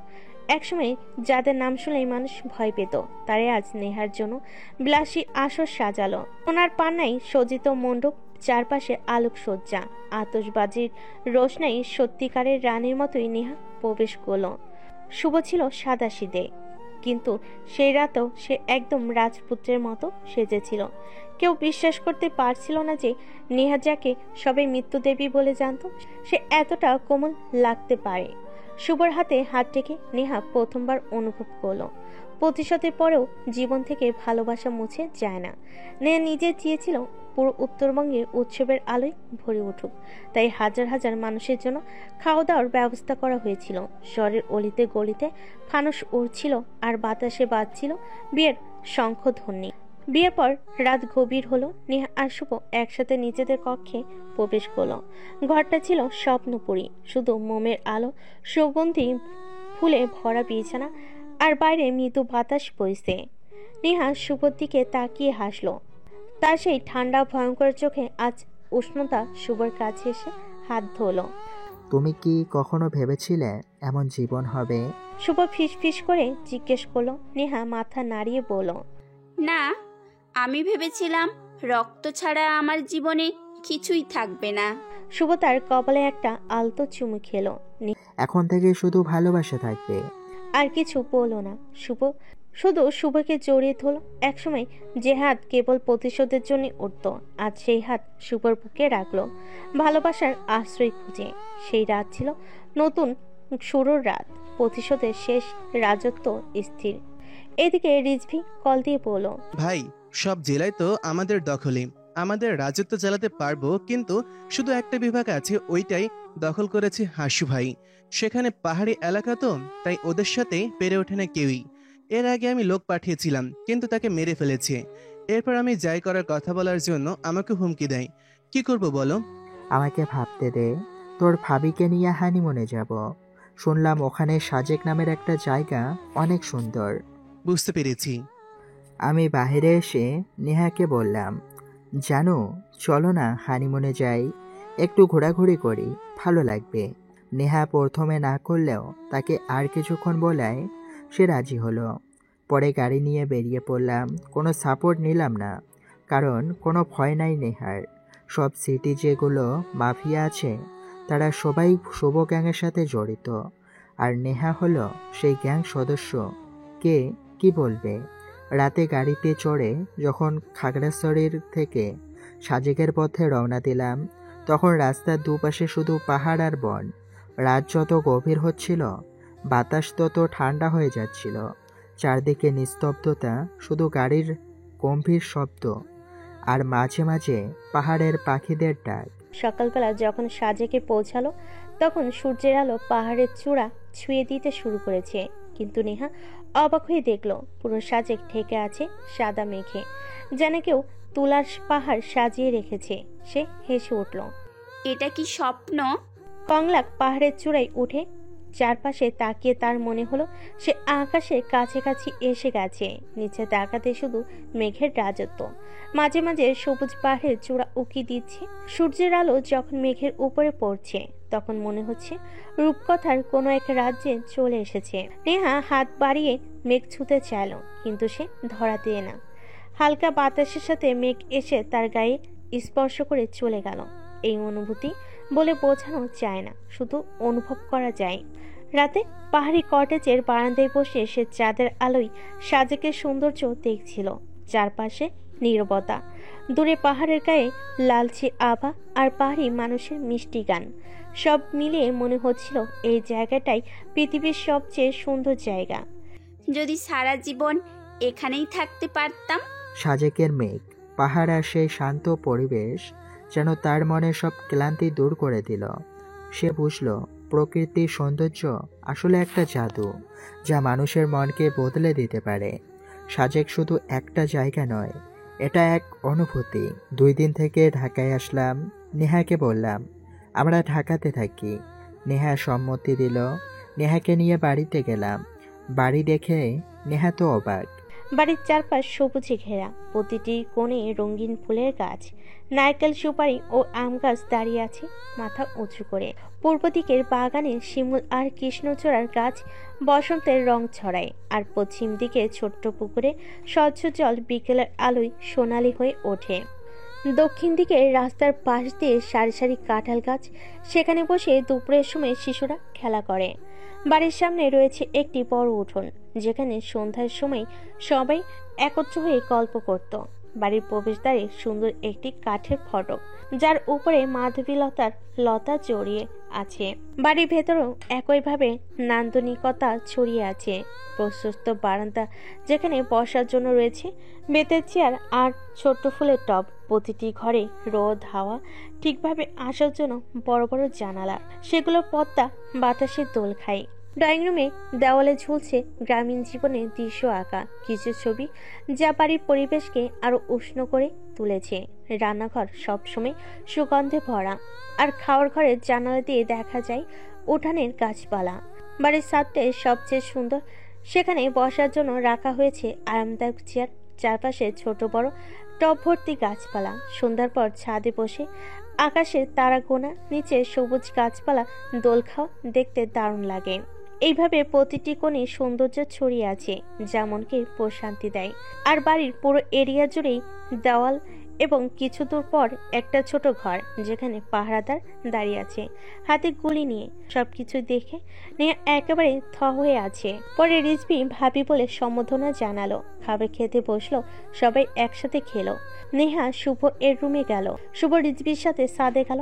এবার আক্রমণ করবে হাসু ভাইয়ের সব গোপন আস্থানা। শেষ তার গোপন অভিযান পরিকল্পনা। হাসু ভাইয়ের মোট 50টি আস্থানা রয়েছে, যা পাহাড়ের গভীরে এবং জঙ্গলের ভেতরে অবস্থিত। প্রতিটি আস্থানে 40 জন করে লোক অবস্থান করেছে। অভিযানের জন্য প্রয়োজনীয় জনবল। প্রতিটি আস্তানা দখল করতে প্রয়োজন হবে 80 জন করে আক্রমণকারী বাহিনী, 5 জন স্নাইপার স্পেশালিস্ট। মোট জনবহলের হিসাব 4000 জন আক্রমণকারী বাহিনী, 250 জন স্নাইপার স্পেশালিস্ট। মোট প্রয়োজনীয় জনবহল 4250 জন যোদ্ধা সংগ্রহের জন্য দ্রুত বিশ্বস্ত সূত্রগুলোতে খবর পাঠানো হচ্ছে। প্রত্যেক যোদ্ধাকে বিশেষ প্রশিক্ষণ দিয়ে প্রস্তুত করা হবে, যাতে তারা নির্দিষ্ট কৌশলে একসঙ্গে হামলা চালাতে পারে।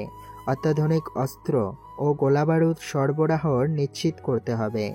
প্রতিটি দলে হালকা ও ভারী অস্ত্রশস্ত্র থাকবে, যাতে তারা দ্রুত আক্রমণ চালাতে পারে।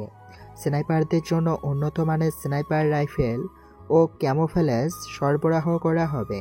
প্রতিটি আস্তানায় একযোগে অভিযান চালানো হবে, যাতে শত্রুরা পালানোর সুযোগ না পায়। প্রথমে স্নাইপার টিম পজিশন নেবে। তারা নিরাপদ দূরত্ব থেকে শত্রুদের অবস্থান শনাক্ত করে আক্রমণের সুবিধা দেবে। এরপর মূল আক্রমণকারীর দল দ্রুত প্রবেশ করবে এবং টার্গেটগুলো নিষ্ক্রিয় করবে। যোগাযোগের জন্য বিশেষ কোড ব্যবহার করা হবে, যাতে প্রতিটি দল সমন্বিতভাবে কাজ করতে পারে। যদি কোনো দল বাধার মুখে পড়ে, তবে নিকটবর্তী দল দ্রুত সহায়তা পাঠাবে। অভিযানের পর নিশ্চিত করতে হবে যে কোনো শত্রু পালাতে না পারে। সবাই প্রস্তুত থাকো। সবাই প্রস্তুত। 4250 জন যোদ্ধাকে প্রশিক্ষণ দিয়ে বিশেষ কৌশলে শেখানো হলো। অস্ত্র, রসদ, পরিকল্পনা ঠিক করে সবাইকে নির্দিষ্ট আস্তানাগুলোর দিকে পাঠানো হলো। পাহাড়ের গহীনে গভীর জঙ্গলের ভেতরে শত্রুরা তখনও অজান্তে ছিল যে তাদের শেষ সময় ঘনিয়ে এসেছে। প্রতিটি আক্রমণকারী দল তাদের নির্ধারিত স্থানে গিয়ে গোপনে অবস্থান নিল। স্নাইপাররা উঁচু জায়গায় পজিশন নিয়ে শত্রুদের গতিবিধি লক্ষ্য করছিল। চারপাশে থমথমে নীরবতা। বাতাসের মাঝে বারুদের গন্ধে যেন আগেভাগে ছড়িয়ে পড়ছিল। রাত গভীর হলে শুভ শেষবারের মতো সবার সঙ্গে যোগাযোগ করল। শুভর সংকেত দেওয়ার সঙ্গে সঙ্গে আকাশ কেঁপে উঠল। গুলির ঝড়, বজ্রপাতের মতো আক্রমণ, স্নাইপারদের নিখুঁত ছুট। একের পর এক শত্রু লুটিয়ে পড়তে লাগলো। বুঝতে পারল না কোথা থেকে আঘাত আসছে। মূল বাহিনীর তাণ্ডব। নির্দিষ্ট সংকেত পেয়ে 80 জনের দল একসঙ্গে ঝাঁপিয়ে পড়ল। বন্দুকের গুলি, গ্রেনেড, বিস্ফোরণ, তলোয়ার ঝলকানিতে পুরো জঙ্গল পরিণত হলো মৃত্যুকূপে। শত্রুরা বিভ্রান্ত ও আতঙ্কিত। তাদের আস্থানে আগুন লেগে গেল। কিভাবে পালানোর পথ খুঁজছিল, কিন্তু চারিদিক থেকে ঘিরে ফেলেছিল তাদের। কেউ দয়া দেখালো না, একজনও বেঁচে ফেরার সুযোগ পেল না। শত্রুর লাশে পাহাড় ঢেকে গেল। চারিদিকে শুধু ধ্বংসের ছাপ। শুভর গ্যাংয়ের যোদ্ধারা একে একে সব আস্তানা ধ্বংস করলো। গোপন নথিপথ জব্দ করলো। শত্রুর অস্ত্র ভেঙে ফেলল। সকালের আলো ফোটার আগেই 50টি আস্তানার একটিও বেঁচে রইল না। শত্রুরা নিশ্চিহ্ন, মিশন সফল। শুভরা হলো বিজয়ী। এটা ছিল ভয়ঙ্কর এক আক্রমণ, যা ইতিহাসে লেখা থাকবে রক্তের অক্ষরে। ওই বিভাগ কখনো এই রাত ভুলবে না। এক রাতে পুরো এলাকা ধ্বংস স্তূপে পরিণত হয়েছে। ধোঁয়া এখনো আকাশে উঠছে, রক্ত মিশে গেছে মাটির সাথে। শত্রুরা কল্পনা করতে পারেনি যে এমন তাণ্ডব নামবে তাদের উপর। এদিকে হাসু এসব খবর শুনে একেবারে অবাক, স্তব্ধ, হতভম্ব। সে কিছুই বুঝতে পারছে না কিভাবে হলো, এত দূর তো কিভাবে সম্ভব। তার এত শক্তিশালী আস্তানা মুহূর্তেই ধূলিসাৎ হয়ে গেল। ভয়ে আর আতঙ্কে কাঁপছে সে।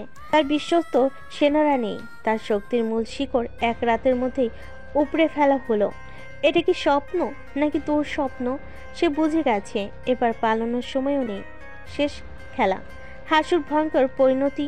হাসু তখনও হতবিহ্বল, বিশ্বাসই করতে পারছে না এত বড় কিছু ঘটে গেছে। তার শক্তিশালী সাম্রাজ্য ধূলিসাৎ হয়ে গেছে এক রাতে। চারিদিকে ধ্বংসস্তূপ, লাশে পাহাড়, আগুনের ধোঁয়া এখনো আকাশে ঘুরছে। ঠিক তখনই শুভ আর রিজভী হাজির। কোনো শব্দ নেই, শুধু তাদের অগ্নিগর্ভ দৃষ্টিতে প্রতিশোধের আগুন জ্বলছে। হাসুর শরীর হিম হয়ে গেল। সে উঠে দাঁড়ানোর চেষ্টা করলো, কিন্তু পা কাঁপছে। পালানোর পথ নেই, কোনো দেহরক্ষী নেই। সে শুধু সে আর মৃত্যু ছায়া। শুভ এগিয়ে এলো।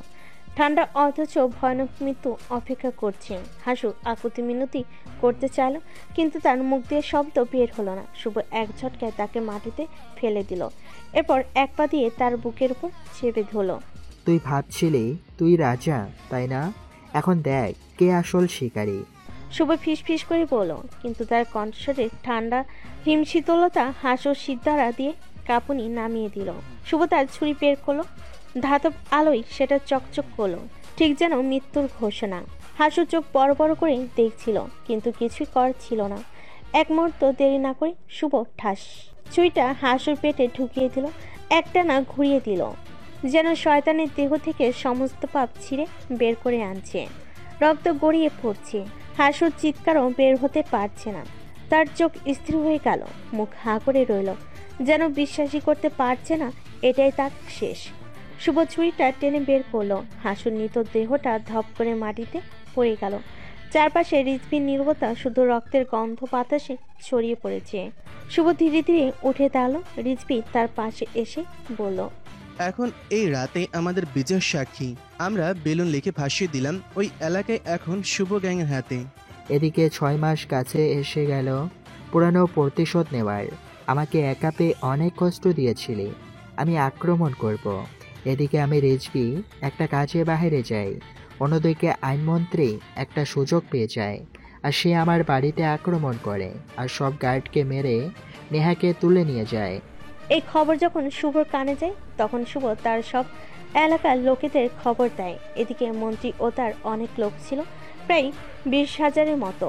কিন্তু শুভর লোক খুব কম না। সব লোক একত্রিত করে হামলা চালালো মন্ত্রীর আস্থানাতে। একে একে সবাইকে মারা শুরু হলো।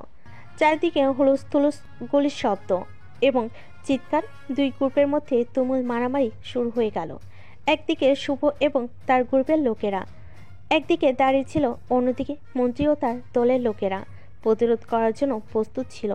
উত্তেজনা হঠাৎ করে বেড়ে যায় আর দুপক্ষের মধ্যে লড়াইয়ের সূচনা হয়। শুভর দল তাদের শক্তি প্রয়োগ করে একের পর এক গুলি চলে। বাতাসে ক্ষিপ্ততার রক্তের গন্ধ ছড়াচ্ছিল। যেখানে তাকানো যায় সেখানে মারামারি, গুলি এবং ভয়াবহ সংঘর্ষ। শুভ নিজের লোকেদের পাশে দাঁড়িয়েছিলেন, তাদের সাহস দিয়ে বলছিলেন, আমরা এই যুদ্ধে জিতব। তার একঝাঁক সাহসী মানুষও তার পাশে দাঁড়িয়েছিল, তার নিজেদের জীবনকে বিপদে ফেলেও অবিচল ছিল। এদিকে মন্ত্রী ও তার দলের সাথে প্রতিরোধ করেছে। মন্ত্রী তার লোকেদের মধ্যে হুমকির মতো দাঁড়িয়েছিল, চিৎকার করছিলেন, কোনোভাবে এই যুদ্ধ হারা যাবে না। গুলির শব্দ, বিস্ফোরণ এবং মানুষের অন্ধকারে হারিয়ে যাওয়ার মুহূর্ত। দুই পক্ষের মধ্যে লড়াই যখন তীব্র হয়ে উঠেছিল তখনই পুরো শহরটা যেন যুদ্ধের ময়দানে পরিণত হয়েছিল। যত সময় যাচ্ছে পরিস্থিতি আরও ভয়াবহ হয়ে উঠছে। এরা কেউ হাল ছাড়ছিল না। একদিকে মানুষের জীবন বাজিতে, অন্যদিকে তাদের বিশ্বাস এবং শক্তির জয়লাভের আকাঙ্ক্ষা ছিল। তবে এই লড়াইয়ের পরিণতি কি হবে সেটা সময়ই বলে দিবে। লড়াইয়ের শেষ পর্যায়ে একটা গুলি এসে রিজভির মাথায় লাগে আর শুভ তার চোখের সামনে মারা যায় রিজভি। শুভ আর নিজেকে ধরে রাখতে পারে না, ও রিজভির মৃতদেহ ধরে কান্নায় লুটিয়ে পড়ে। এদিকে শুভ লোক সবাইকে মেরে শুধু আইনমন্ত্রীকে বাঁচিয়ে রেখেছে, নেহাকে ছাড়িয়েছে। নেহা শুভর পাশে এসে বসে আছে। রিজভি মারা যাওয়ায় নিজেকে একা মনে হচ্ছে। সৎমা যখন রক্ত মারত সে ছোট্টবেলার কথা মনে পড়ে যাইতেছে। জোরে জোরে কান্না করছি। কোনোভাবে নিজেকে কন্ট্রোল করলাম, করে মন্ত্রীর কাছে গেলাম। আমার লোক চারপাশে তাকিয়ে আছে। আমি বললাম, এই তুই ভাবিস না তোকে সহজ মৃত্যু দিব। আমার ভাই, এই শুভর ভাই মারা গেছে, তোর মৃত্যু কতটা ভয়ঙ্কর হবে দেখ। পরে লোকদের অর্ডার দিলাম একটা বড় বালতিতে লবণ ও মরিচের পানি নিয়ে আসলো। আর এদিকে আমি প্লাস দিয়ে মন্ত্রীর হাতের আঙুল, পায়ের আঙুল তুলছি। এরপর ব্লেড দিয়ে সারা শরীরে কাটলাম। মন্ত্রী কাতরাচ্ছে। পরে ছেড়ে দিলাম লবণ ও মরিচের পানিতে আর নিচ দিয়ে পানি গরম শুরু করলাম। ধীরে ধীরে তাকে গরমে পানিতে সিদ্ধ করে ফেললাম। অবশেষে সে মারা গেল। আমি চলে আসলাম আর বললাম, আমার এই চেহারা সবাই ভুলে যাও। যদি ভুলেও ফাঁস করো তাহলে তোমাদের অবস্থা এরকম হবে। রিজভি দেহ নিয়ে আসলাম। তার জানাজার কাজ শেষ করে বাসায় এসে কাপড় নিয়ে ড্রেস ছেড়ে দিলাম। আর নেহা বুকে শুয়ে বলতেছে, আমি এতদিন নিজেকে তোমার থেকে সাহসী ভাবতাম, এখন দেখি যাকে আমি খুঁজে বেড়াতাম একটুক্ষণ দেখার জন্য, সেই হলো আমার স্বামী। তো গল্পটা এখানে শেষ। গল্পটা কেমন হয়েছে সবাই কমেন্ট করে বলবেন। সবাই ভালো থাকবেন, সুস্থ থাকবেন। আল্লাহ হাফেজ।